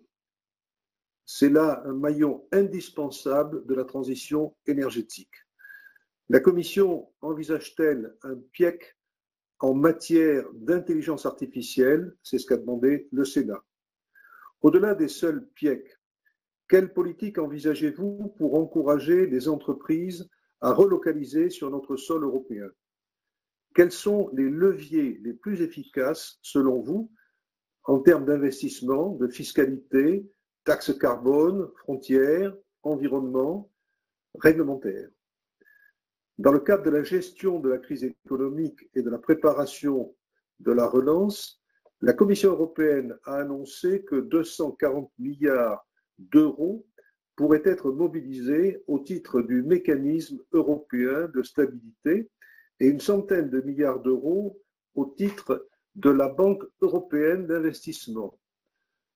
Afin de s'assurer de l'efficacité maximum de ces dispositifs, il est particulièrement important que les critères d'éligibilité à ces aides soient assouplis, qu'ils soient clairs. Pourriez-vous déjà nous indiquer les critères qui devraient être retenus?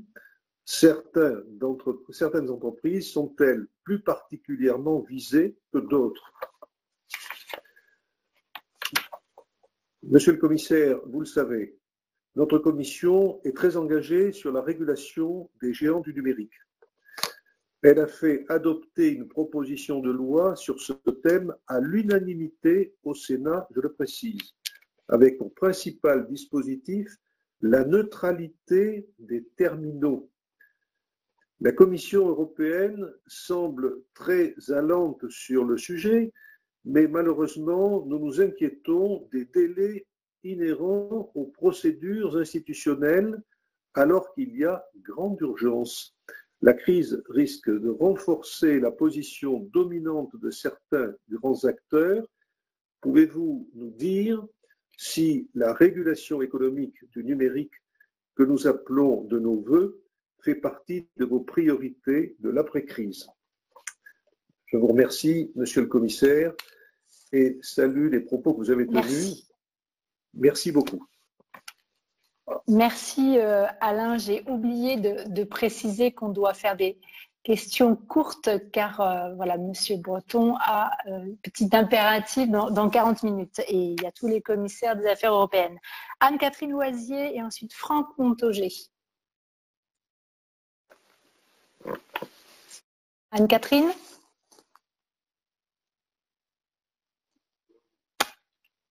Alors, on va essayer de Franck Montaugé. Franck, il faut lui donner le son. Le son est activé, c'est bon? Comme vous êtes Oui. Et voilà, très bien, Franck, on t'entend. Ça fonctionne? À toi. Bonjour, monsieur le... Oui, ça marche, Franck. Bonjour à tous. À l'occasion de la présentation par la Commission de la nouvelle stratégie industrielle, vous avez déclaré, monsieur le commissaire, au même titre que le critère de prix, les entreprises vont devoir revoir leur chaîne d'approvisionnement en prenant en compte dorénavant l'empreinte carbone, la numérisation et la proximité des lieux de production par rapport aux services et aux clients. Et de son côté, la France s'est finalement ralliée à la déclaration commune de 11 États membres, estimant indispensable que les plans de relance prennent en compte les questions d'environnement et de climat. Et quant aux patrons des grandes entreprises, ils agissent dans l'urgence et on peut les comprendre pour que soit privilégié le redressement des entreprises avant les exigences environnementales. Moi, je pense que si le débat devait s'orienter vers croissance ou décroissance, je pense que tout le monde y perdrait. Bien poser le problème, qui n'est pas apparu et loin s'en faut avec la pandémie du Covid, c'est répondre à la question de la nature de la croissance qui est nécessaire à la vie et au bien-être sur la planète et à la manière dont cette croissance doit être représentée et intégrée dans les modèles décisionnels des États et des entreprises, quelle que soit leur taille. Monsieur le commissaire européen, je voudrais savoir quelles initiatives concrètes la Commission européenne entend prendre pour que les critères, les modèles décisionnels des entreprises marchandes et de la finance intègrent les problématiques économiques, sociales, environnementales et culturelles. Quels projets ou quelles contributions de l'Union européenne, par exemple en matière d'intégration dans les normes comptables, je pense à l'IFRS, des enjeux de décarbonation, de biodiversité, d'empreinte écologique, etc. La piste des objectifs de développement durable ou d'autres vous paraît-elle à cet égard pertinente, adaptable aux politiques de transition qui s'impose dès aujourd'hui aux États membres et à l'Union européenne. Sur le numérique, le Sénat a donné une suite à la commission d'enquête dans le cadre de laquelle nous avons eu le plaisir de vous auditionner avec Gérard Longuet comme rapporteur. Et le Sénat a voté une proposition de loi à l'unanimité qui traitait de la neutralité des terminaux, de l'interopérabilité des plateformes, de la lutte contre les acquisitions prédatrices et de la protection des internautes à l'égard des interfaces manipulatoires, les dark patterns. L'Allemagne, entre autres pays européens, s'est engagée sur des voies tout à fait comparables, avec des critères à la marge qui sont un petit peu différents. Je voudrais savoir ce que la crise que nous sommes en train de vivre vous amène à envisager comme inflexion des orientations de la politique européenne en matière de numérique, au regard en particulier des enjeux de souveraineté et de souveraineté numérique qui apparaissent et des aspects absolument fondamentaux quant à l'avenir de l'Union européenne, notamment, on le sait, eu égard aux GAFAM. Apple et Google ont été évoqués il y a quelques instants, et je constate que justement ils sont en train de mettre en place des modalités d'interopérabilité entre leurs systèmes. Merci, monsieur le commissaire. Merci, Franck. Merci, Franck. On va revenir à Anne-Catherine Loisier, si vous pouvez lui ouvrir le son. Je pense qu'elle est là. Anne-Catherine. Et après Anne-Catherine, on aura Henri Cabanel. C'est loin, la Côte d'Or. Elle n'est pas Anne-Catherine. Elle ne semble bon, pas. Alors, Henri Cabanel, si... elle me dit oui par SMS, mais bon, on va passer à Henri Cabanel et ensuite Agnès Constant, et on verra si Anne-Catherine peut finir. Henri Cabanel. Merci, Madame la Présidente. Voilà. Madame la Présidente, Monsieur le Commissaire, le ministre français de l'Économie et des Finances, Bruno Le Maire, a salué jeudi dernier un excellent accord incluant, et vous en avez parlé, 540 milliards d'euros disponibles immédiatement et un fonds de relance à venir. Cette unité européenne est-elle réelle ou de posture? Car comment chaque pays va abonder ce fonds de relance à venir alors qu'il existe des divergences de moyens, vous l'avez noté, notamment avec l'Allemagne. Deuxième question, une flexibilité maximale va désormais permettre de déployer des fonds structurels de l'Union européenne non encore utilisés pour pallier les effets négatifs de la crise. Les pêcheurs vont, quant à eux, pouvoir bénéficier de mesures spécifiques pour les soutenir en cas d'arrêt temporaire de leur activité ou pour leur stockage. Comment cela va s'articuler très concrètement?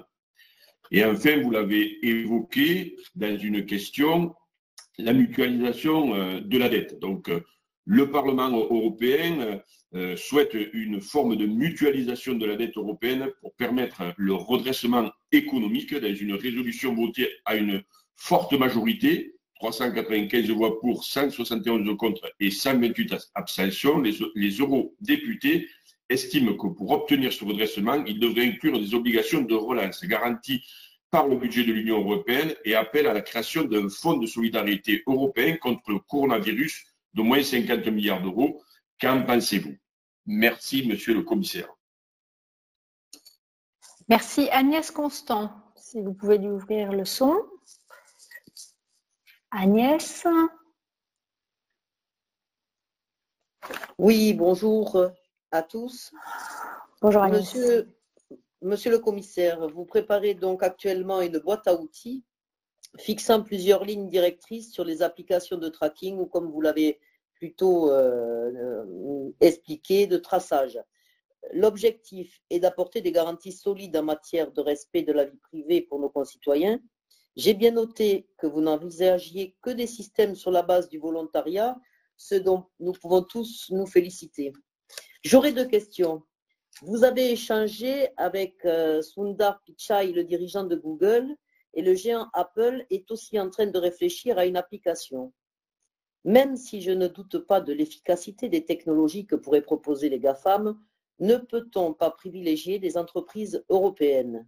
Cela permettrait de pouvoir assurer la compatibilité et surtout l'interopérabilité des différentes applications nationales.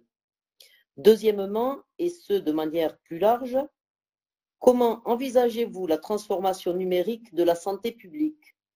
Cette transformation n'est pas nouvelle et n'est pas liée qu'à la situation sanitaire actuelle. Elle est ancienne. Dernièrement, la feuille de route de Ma Santé 2022 a permis le développement du Health Data Hub ou encore de l'espace numérique de santé. Pensez-vous qu'à terme, il sera nécessaire de modifier le RGPD pour simplifier l'utilisation des données numériques et ainsi améliorer la prise en charge sanitaire des citoyens? Je vous remercie. Très bien, je fais une dernière tentative très rapide pour Anne-Catherine Loisier. Anne-Catherine, mais comme elle ne me répond plus en SMS, je pense qu'elle n'est pas là. Donc, monsieur le commissaire, on va peut-être vous laisser répondre à ces questions. Ça laissera peut-être le temps à madame la sénatrice Anne-Catherine Loisier de se reconnecter. C'est bon? Monsieur le commissaire, vous répondez à ce premier lot de questions. J'en ai encore 6 autres. Je vais déjà répondre à celle-là. Oui. Voilà, on vous écoute. Vous m'entendez, c'est bon? On m'entend bien, ça va?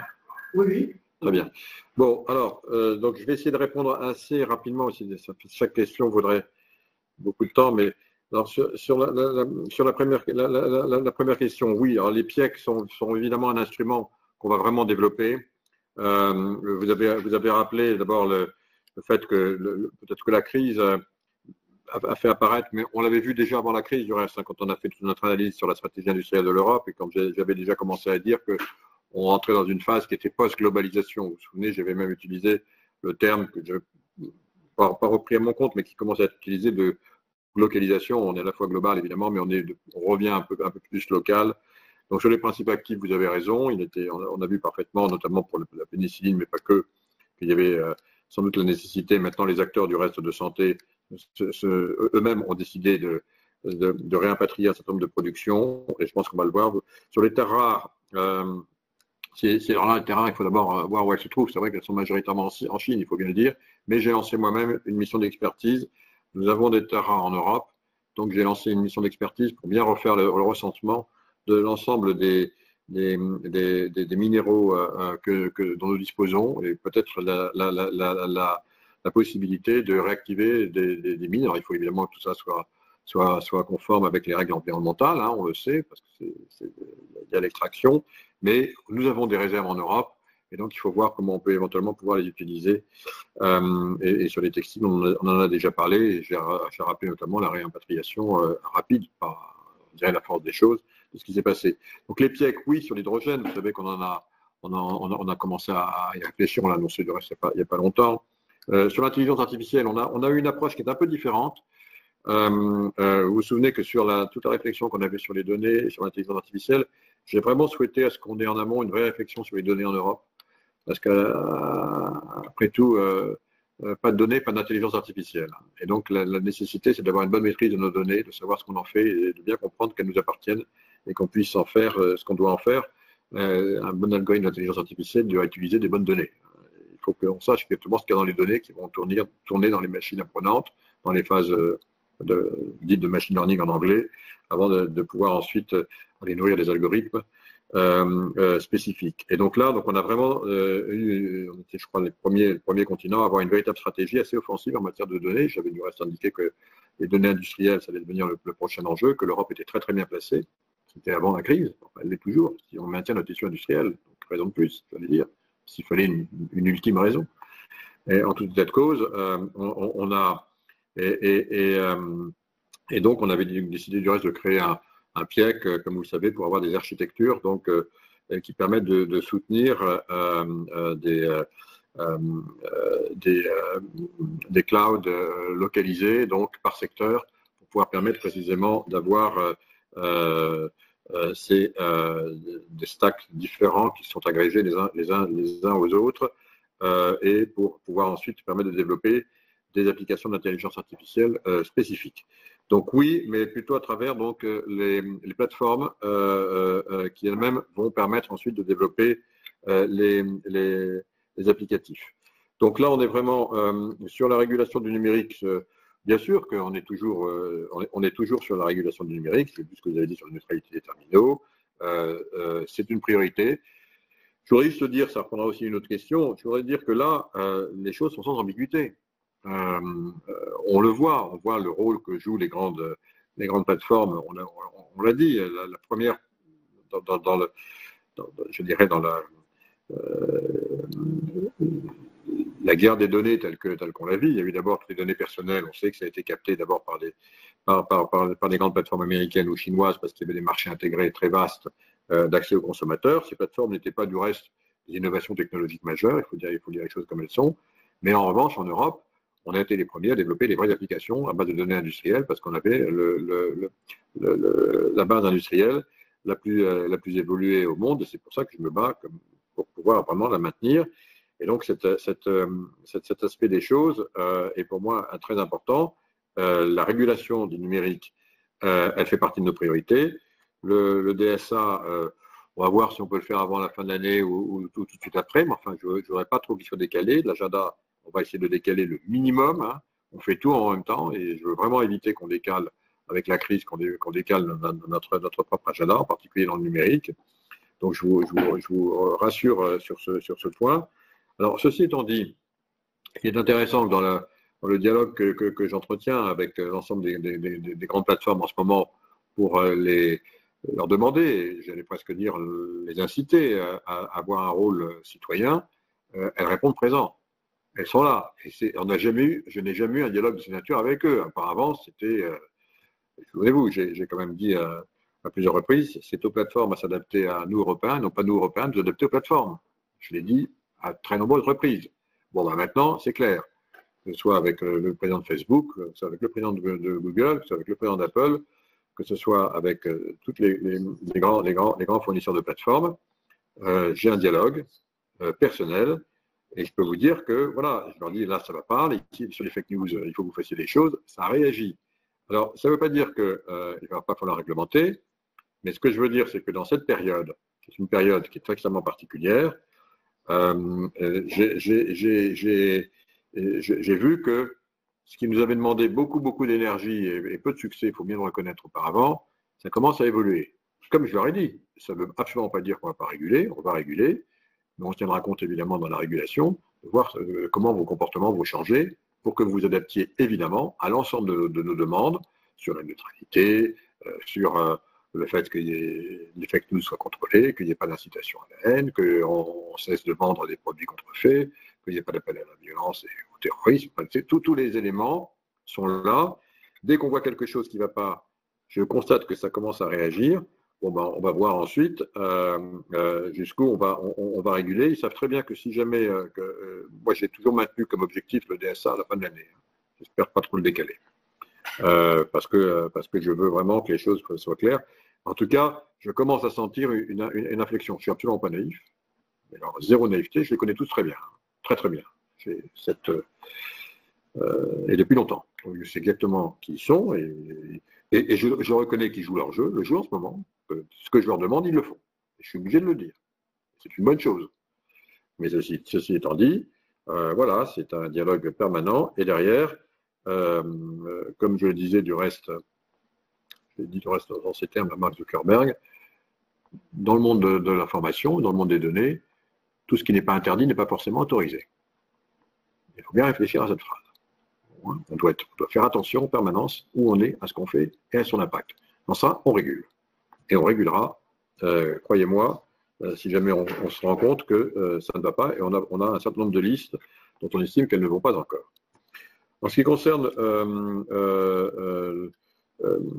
l'environnement, bon, là encore, alors, est-ce qu'il faut intégrer dans les normes comptables, les normes IFRS, tout ce qui est développement durable, etc. Il faut quand même être très honnête. Et là, je dois le dire, il y a eu une très grande évolution de la part des entreprises en ce qui concerne le rapport au développement durable. Maintenant, du reste, la plupart des grandes entreprises et grands groupes publient à la fois un rapport annuel, mais aussi un rapport au développement durable. Il y a eu vraiment une prise de conscience au cours des dernières années. Je dois vraiment en témoigner. La plupart du reste des critères de développement durable sont pris maintenant en compte. En tout cas, c'est dans le monde avant la crise. Alors, j'espère que ça sera encore plus dans le monde après la crise, mais dans le cadre des rémunérations, des managers, etc., les critères de développement durable sont extrêmement importants. Il Il y a une dimension nouvelle, évidemment, qui était déjà là, mais c'est sur l'empreinte carbone. Est-ce qu'il faut ensuite les mettre dans les normes IFRS? On va voir, on n'en est pas encore là, mais on ne s'interdit rien.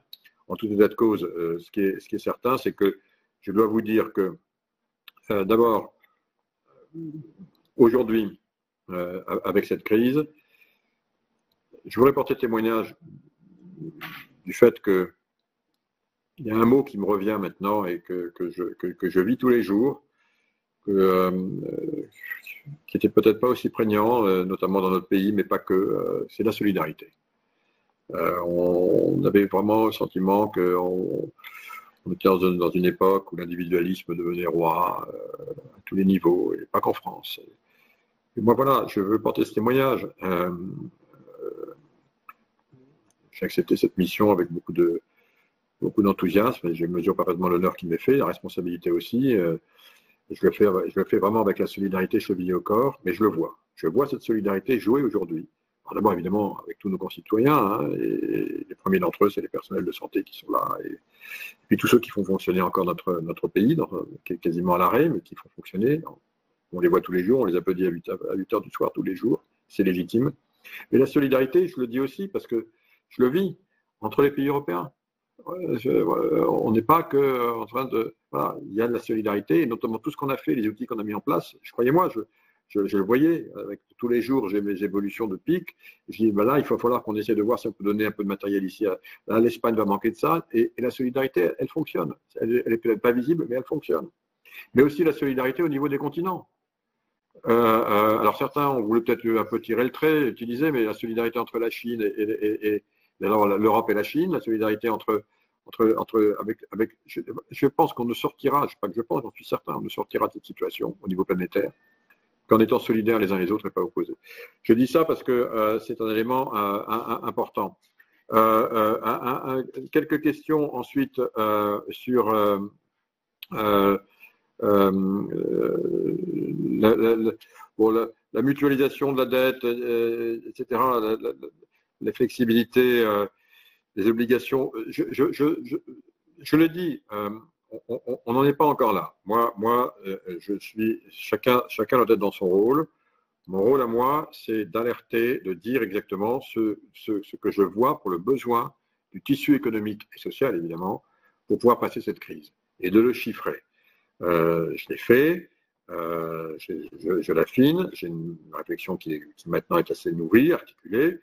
La présidente a repris bien entendu ce flambeau et elle le porte pleinement, vous savez, avec ce plan Marshall dont j'ai parlé tout à l'heure. Et maintenant, il faut trouver évidemment avec les États membres le meilleur moyen de le financer. Et surtout, j'allais dire, de façon à ce que l'ensemble des pays européens partagent cette urgence, parce qu'effectivement, ce qui est important, c'est l'urgence de la mise en œuvre de ce mode de financement, qui prennent l'aspect d'un fonds, qui prennent l'aspect d'une mutualisation. J'aime pas le mot de mutualisation des dettes, parce que si on dit mutualisation des dettes, on a l'impression qu'on veut mutualiser le passé. Non, j'ai bien dit, il faut caractériser la période pour ce qu'elle est. Oublions le passé il se traitera comme il doit se traiter, et on avait les outils. Là, on est dans une période particulière, il faut le traiter avec des outils particuliers pour cette période. C'est pas la mutualisation des dettes, tout simplement, c'est de se dire que voilà, on est ensemble et on essaie d'avoir un accès qui est un accès équitable et égalitaire entre tous par rapport à un instrument de financement. Il ne s'agit pas de dire qu'il y en a qui vont payer plus que d'autres, puisque encore une fois, chacun y aura accès au prorata du pourcentage de son PIB. Donc, voilà, ce n'est pas des obligations de relance, etc. Je pense qu'il faut. Les mots sont importants, aussi bien en économie qu'en politique, ce n'est pas à vous que je vais l'apprendre. Et donc, je pense que là, il faut simplement avoir un outil. Les instruments, on les connaît. Les outils, on les connaît. Il faut juste qu'on soit d'accord maintenant au niveau des 27 sur le montant qui sera nécessaire et qu'on va en discuter. Moi, j'ai des très forts arguments pour démontrer, je veux dire, le bien fondé de la demande que je vois, moi, qui vient de la base, hein, et dont j'ai parlé tout à l'heure. La Commission peut l'assurer, évidemment, dans le cadre de ces discussions sur le MFF. C'est une option qui est sur la table. À mon avis, elle est parfaitement crédible et légitime. Il y en a d'autres aux États membres de le décider. Sur la dernière question, je voudrais bien repréciser, vous avez fait référence, Madame Constant, Madame la sénatrice Constant, à mes discussions avec Monsieur Sundar Pichai et Monsieur Tim Cook. Il s'agit, elles n'ont trait qu'à sur un point. Les applications dont on parle, les applications de suivi, je dis bien de suivi, hein, pas de tracking. Donc les applications de suivi volontaire sont des applications qui seront développées en Europe. Et on a toutes les compétences pour ça. Et croyez-moi, je les ai tous vues. Il y en a en France, il y en a en Allemagne. Il y a INRIA qui travaille avec le Fraunhofer Institute. Il y a, voilà, tout le monde. Ce seront des applications qui seront. Encore une fois, cette toolbox, elle est faite maintenant. Elle a été acceptée. On a quand même fait. Là encore, c'est une grande réussite parce que tous les pays européens l'ont accepté jeudi dernier. Donc on n'est pas dans la réflexion de la philosophie, c'est derrière nous. Les guidelines, les lignes directrices, pardon, elles sont là. Elles ont été arrêtées. Ça y est, elles sont claires. On sait exactement ce qu'on veut, tous les 27, unanime. Je le dis parce que c'est quand même pas rien sur des questions aussi sensibles que celle-là. Et on sait ce qu'on veut pas. Ça existe. Cette boîte à outils, cette ligne directrice, cette toolbox, elle est accessible sur Internet. Vous pouvez la consulter. Et bien entendu, l'ensemble des entreprises européennes qui travaillent pour développer les applications vont évidemment les respecter. Ce sont des entreprises européennes qui vont fabriquer ces plateformes. Ce qu'on demande en revanche à Apple et à Google, c'est tout simplement que quand vous êtes, si vous êtes dans la rue et que vous croisez quelqu'un, que vous êtes je dis n'importe quoi, mais par exemple en transport en commun à 1 mètre pendant 10 minutes avec quelqu'un et qu'il se trouve que cette malheureuse personne peut avoir le porteur du virus, eh ben on vous dira que vous avez croisé, on ne vous dira pas qui c'est, on ne vous dira pas quand, mais c'est une personne, mais pour peu que son système, si elle avait activé, qu'elle était volontaire d'utiliser cette plateforme et qu'elle était sur Android, et si vous étiez sur iOS, ben, il faut au moins que vos deux Bluetooth puissent se parler. C'est tout ce qu'on leur demande, on ne leur demande pas de faire les plateformes pour nous. Que les choses soient bien claires, et c'est pour ça que ça me permet de le redire. Et pour les données de santé, bien précisément, dans les écosystèmes et dans ce que j'avais présenté la stratégie des données, la stratégie industrielle des données, il y avait tout un volet sur les données de santé. Donc, je vous invite pour la rapidité, parce que je vois qu'on me fait les gros yeux parce que je suis trop long dans mes réponses. Tous ces sujets ont été traités dans le cadre de la stratégie sur les données de santé. Je vous suis. C'est évidemment un sujet important, mais on peut le traiter, je pense, tout en respectant la RGPD. Monsieur le commissaire, je sais que votre temps est très compté. Il nous reste malgré tout 5 collègues de la Commission des affaires européennes. Je vais leur demander de façon très concise de s'exprimer. Si vous ne pouviez pas leur donner la réponse oralement, j'aimerais que vos services, à ce moment-là, vous-même, vous puissiez le faire. On va peut-être exceptionnellement leur demander On va leur demander de nous faire des questions très, très courtes. Très, très courtes. La première, c'est Pascal Alizard. Très, très court, Pascal. Pascal Alizard. Il faudrait allumer votre micro, Pascal Alizard. Je n'ai pas entendu. Allô? Pascal?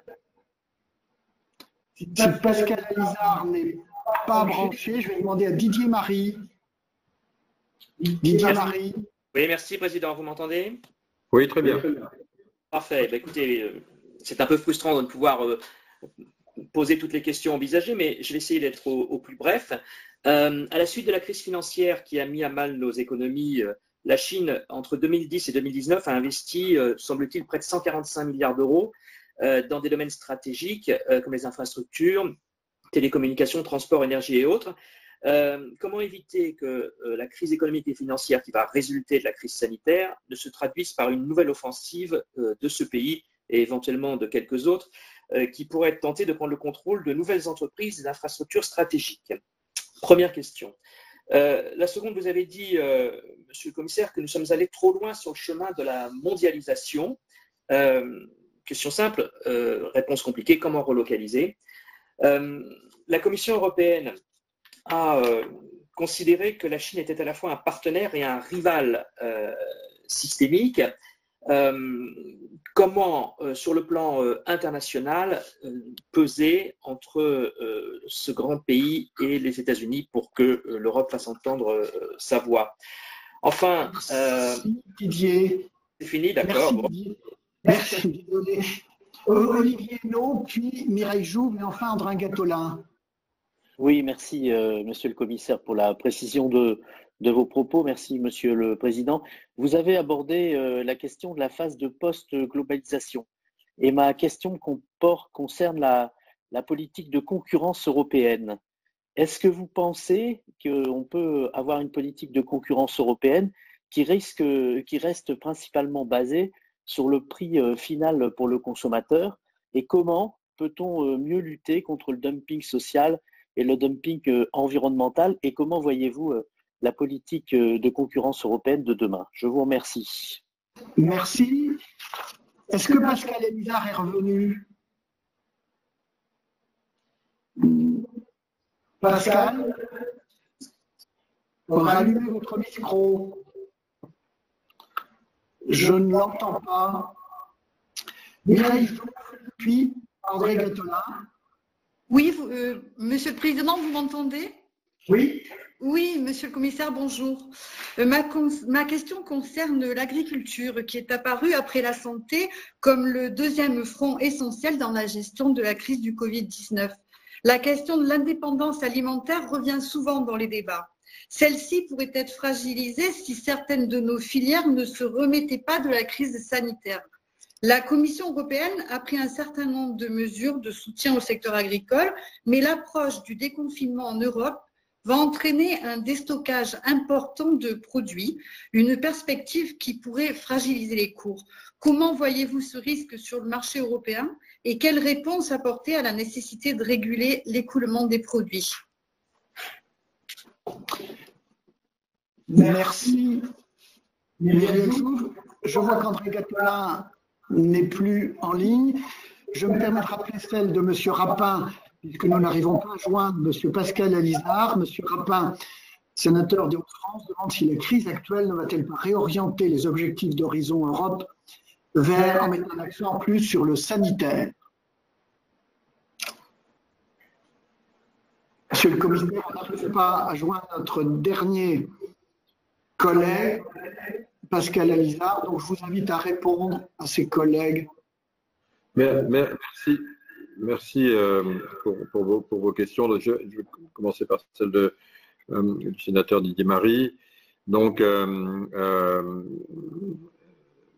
vous avez parfaitement raison de parler de la Chine. Comme je le disais tout à l'heure, cette crise historique va certainement jouer un rôle d'accélérateur dans toutes les tendances que l'on voyait, y compris du reste dans le dernier volet que j'avais indiqué tout à l'heure, c'est-à-dire une tension des rapports entre la Chine et les États-Unis. Et on le voit tous les jours et je vous confirme, je vous invite du reste à lire, vous l'avez déjà fait du reste, l'excellente interview du ministre des Affaires étrangères cet après-midi dans un journal du soir.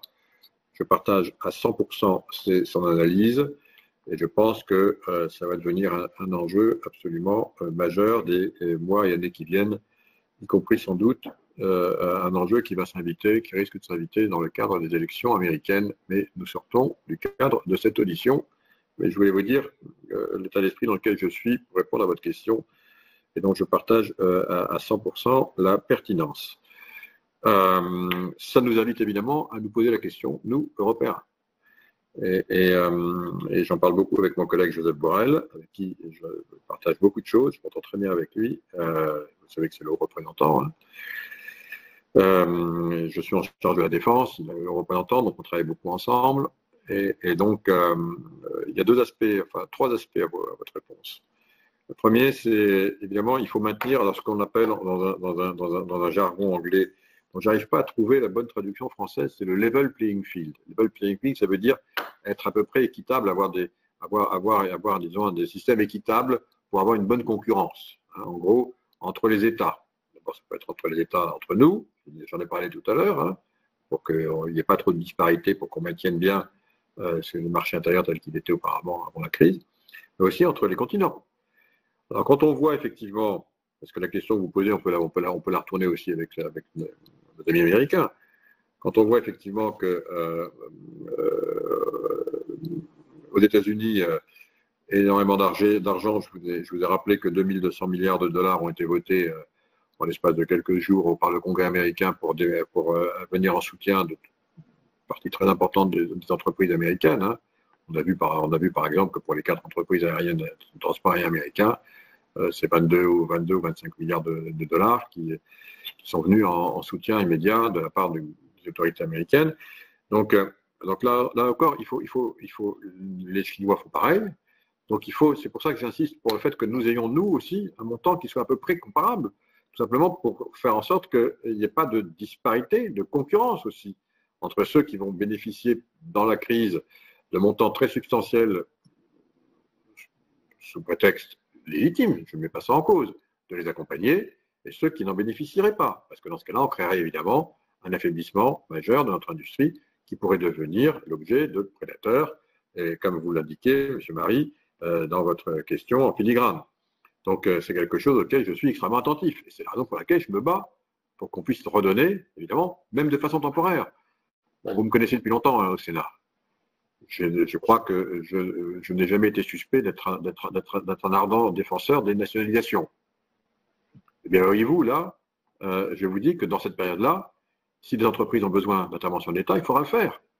Évidemment, par rapport à cette période, de façon temporaire, en ayant de la bonne gouvernance. Mais c'est indispensable, parce qu'il faut maintenir ce niveau d'équité.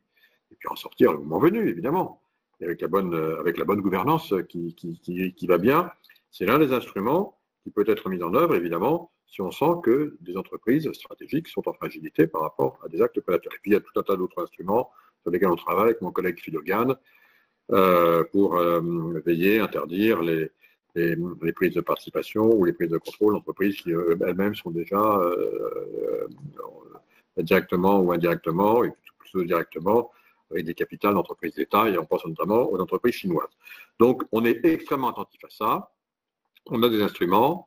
Les États membres maintenant ont des instruments. Je rappelle que la France vient de décider d'un fonds de 20 milliards d'euros pour intervenir directement ou indirectement dans des entreprises françaises. L'Allemagne, c'est 100 milliards d'euros. Donc voilà. Et puis, comme je l'ai dit, on a tous les instruments qui vont bien maintenant, mais on est extrêmement attentif. Mais j'insiste encore une fois sur la double dimension, qui souvent n'apparaît pas encore dans les débats. Hein. Il faut, voilà, il ne s'agit pas de jeter l'argent par les fenêtres.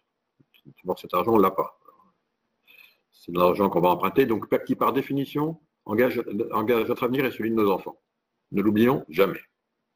Ce sera pour tous et pour toute la planète, c'est un emprunt nouveau. On ne cesse d'emprunter, par parenthèse, à notre planète. Hein. On emprunte sur l'avenir de nos enfants avec le climat, on emprunte pour notre bien-être sans payer nos dettes et en laissant filer les déficits, on emprunte désormais pour régler la crise du Covid. Enfin bon, une fois qu'on a dit ça, il faut qu'on soit conscient qu'il faut maintenir évidemment nos tissus industriels, notre tissu social, et que donc il faut faire des choses à peu près comparables à nos grands moyens par bloc. Et puis le dernier point, c'est évidemment, il ne s'agit pas de faire en sorte que l'Europe devienne le terrain de jeu entre la Chine et les États-Unis. Voilà, ça c'est hors de question. Donc il faut évidemment que nous ayons, qu'on maintienne la compétitivité de notre économie, que nous ayons enfin quelque chose que j'appelle de mes voeux depuis fort longtemps, et vous savez là encore au Sénat pour m'avoir auditionné longtemps sur ces sujets, c'est-à-dire une plus grande autonomie en matière de défense et de sécurité. C'est un sujet que je porte en moi et que je pense qu'il est indispensable de porter. J'espère que on va l'accélérer au regard de cette crise aussi. C'est très important d'avoir la maîtrise de nos industries stratégiques de défense. C'est important d'avoir une meilleure coopération entre nous. C'est important d'avoir un fonds de défense tel que celui dont j'ai la charge qui soit suffisamment doté pour pouvoir mieux préparer l'avenir et ne pas dépendre ni des uns ni des autres. Donc je me bats là-dessus parce que ça fait partie évidemment des arguments. Et j'espère vivement, je m'entends, je vais encore continuer à le dire et vous m'entendrez le dire, que cette période réveille ceux qui étaient un peu réticents ou qui pensaient peut-être de façon un peu, par leur histoire, je ne porte pas de jugement, je ne vais pas dire naïveté, mais par leur histoire, chaque État membre, chaque pays européen a sa propre histoire, sa propre relation à la propre problème de défense, on en a souvent parlé, mais que là on se rend bien compte que de plus en plus, je dirais que bien sûr qu'on aura des alliances, bien sûr qu'on aura des partenaires, mais on est de plus en plus seul en ce qui concerne, je dirais, notre autonomie, notre indépendance. Donc il faut en tirer les conséquences. J'espère que là aussi, ça aura un effet d'accélération à travers cette crise. Le sénateur Hainaut, sur la post-globalisation,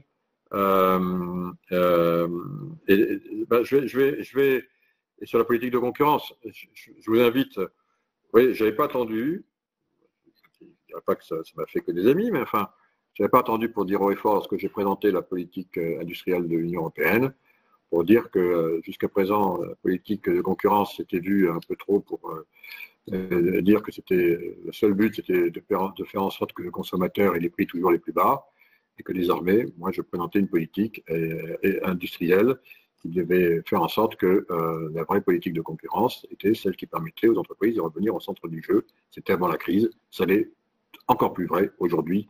Donc vous connaissez ma philosophie, vous savez où je suis, et vous savez pourquoi je veux me battre. Je n'ai pas changé, mais là aussi, la crise a pour moi un effet d'accélérateur. Madame la sénatrice Jouve, sur l'agriculture, c'est un sujet absolument essentiel, j'en ai pas assez parlé, c'est pas non plus mon domaine direct, hein, parce que là, on a un commissaire à l'agriculture, mais je peux vous dire qu'en matière agroalimentaire, c'est un sujet absolument essentiel.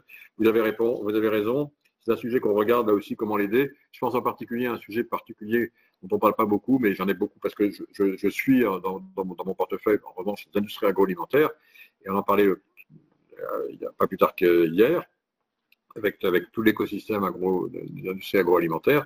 On a un problème aujourd'hui avec le lait, par exemple. On ne sait pas. Il y a évidemment, puisque. Le commissaire, article 222 de l'OCM. Voilà. Donc là, on a un problème, il n'y a pas de traité, on ne sait pas comment le stocker. Il faut le stocker. Donc, je suis parfaitement conscient du sujet et on va le traiter. Il faut le traiter comme il se doit avec l'état d'urgence qui s'impose. Donc, je suis bien sensibilisé à ces questions. Sur la dernière question sur Horizon Europe vers le sanitaire, je ne suis pas sûr. Je pense qu'on va avoir des fonds. Vous voyez, par exemple, dans le MES, tel qu'il a été requalifié, il y a 240 milliards d'euros qui sont maintenant mis à disposition du MES uniquement pour les industries de santé et le monde sanitaire. Donc je pense qu'on a là, ça a été arrêté par l'Eurogroupe. Donc je pense qu'on a des moyens très significatifs qui sont donnés en complément et de façon tout à fait légitime. Donc je pense que ce n'est pas la peine de revoir aujourd'hui Horizon Europe a une couverture très très importante. Et je pense qu'il faut maintenir les programmes, mais on a finalement des programmes complémentaires qu'on va peut-être pouvoir utiliser qui n'apparaissaient pas auparavant. Donc moi je pense qu'il faut essayer de maintenir au maximum les programmes d'Horizon Europe et voir s'il n'y a pas d'autres programmes dans tous les financements qu'on est en train de monter qui pourront aller s'orienter plutôt vers le sanitaire, dont on a vu que c'était évidemment un enjeu qui allait devenir de plus en plus important, tout à fait légitimement, pour les décennies qui viennent. Monsieur le commissaire, un grand merci. Je sais que votre temps est imparti. Nous aurions voulu vous garder beaucoup plus longtemps encore parce que je sais qu'il y a d'autres collègues qui auraient souhaité vous poser des questions. On va les collecter, on va vous les adresser, entre guillemets, par voie email, par voie électronique. Et j'insiste bien, puisque vous avez précisé tout à l'heure, suite à la question de Mme Jouve, à propos des problématiques agricoles, comme vous avez dans votre périmètre les industries agroalimentaires, très sincèrement, le Sénat, depuis 7 ans, veut véritablement faire en sorte de repenser la place de l'agriculture par rapport à la politique de l'autorité de la concurrence. Avoir regardé le consommateur pendant pratiquement un demi-siècle, c'est bien, on a oublié de regarder le producteur. Et là maintenant, c'est le temps du producteur. Donc l'activation de l'article 222, Sophie Primas, la présidente de la Commission des affaires économiques, et moi-même au niveau de la Commission des affaires européennes, nous avons une proposition de résolution qui est en passe, je dirais, d'être adoptée lorsque nous serons dans un fonctionnement normal, mais nous allons vous adresser dès maintenant cela pour que vous puissiez faire pression près de votre homologue à l'agriculture. Le président Timmermans est déjà lui aussi bien au courant de cette affaire.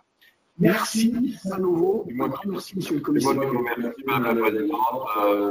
Monsieur le président, désolé si je n'ai pas pu répondre à l'ensemble de vos questions, mais le sujet est extrêmement vaste. Enfin, voilà, vous voyez que je suis aux côtés du Sénat et que chacun, là où nous sommes, nous battons. Et de cela aussi, modestement, de là où je suis, je tenais à vous remercier. Je sais aussi que vous avez des rôles qui sont difficiles sur le terrain auprès de vos maires, qui jouent un rôle absolument essentiel dans cette période.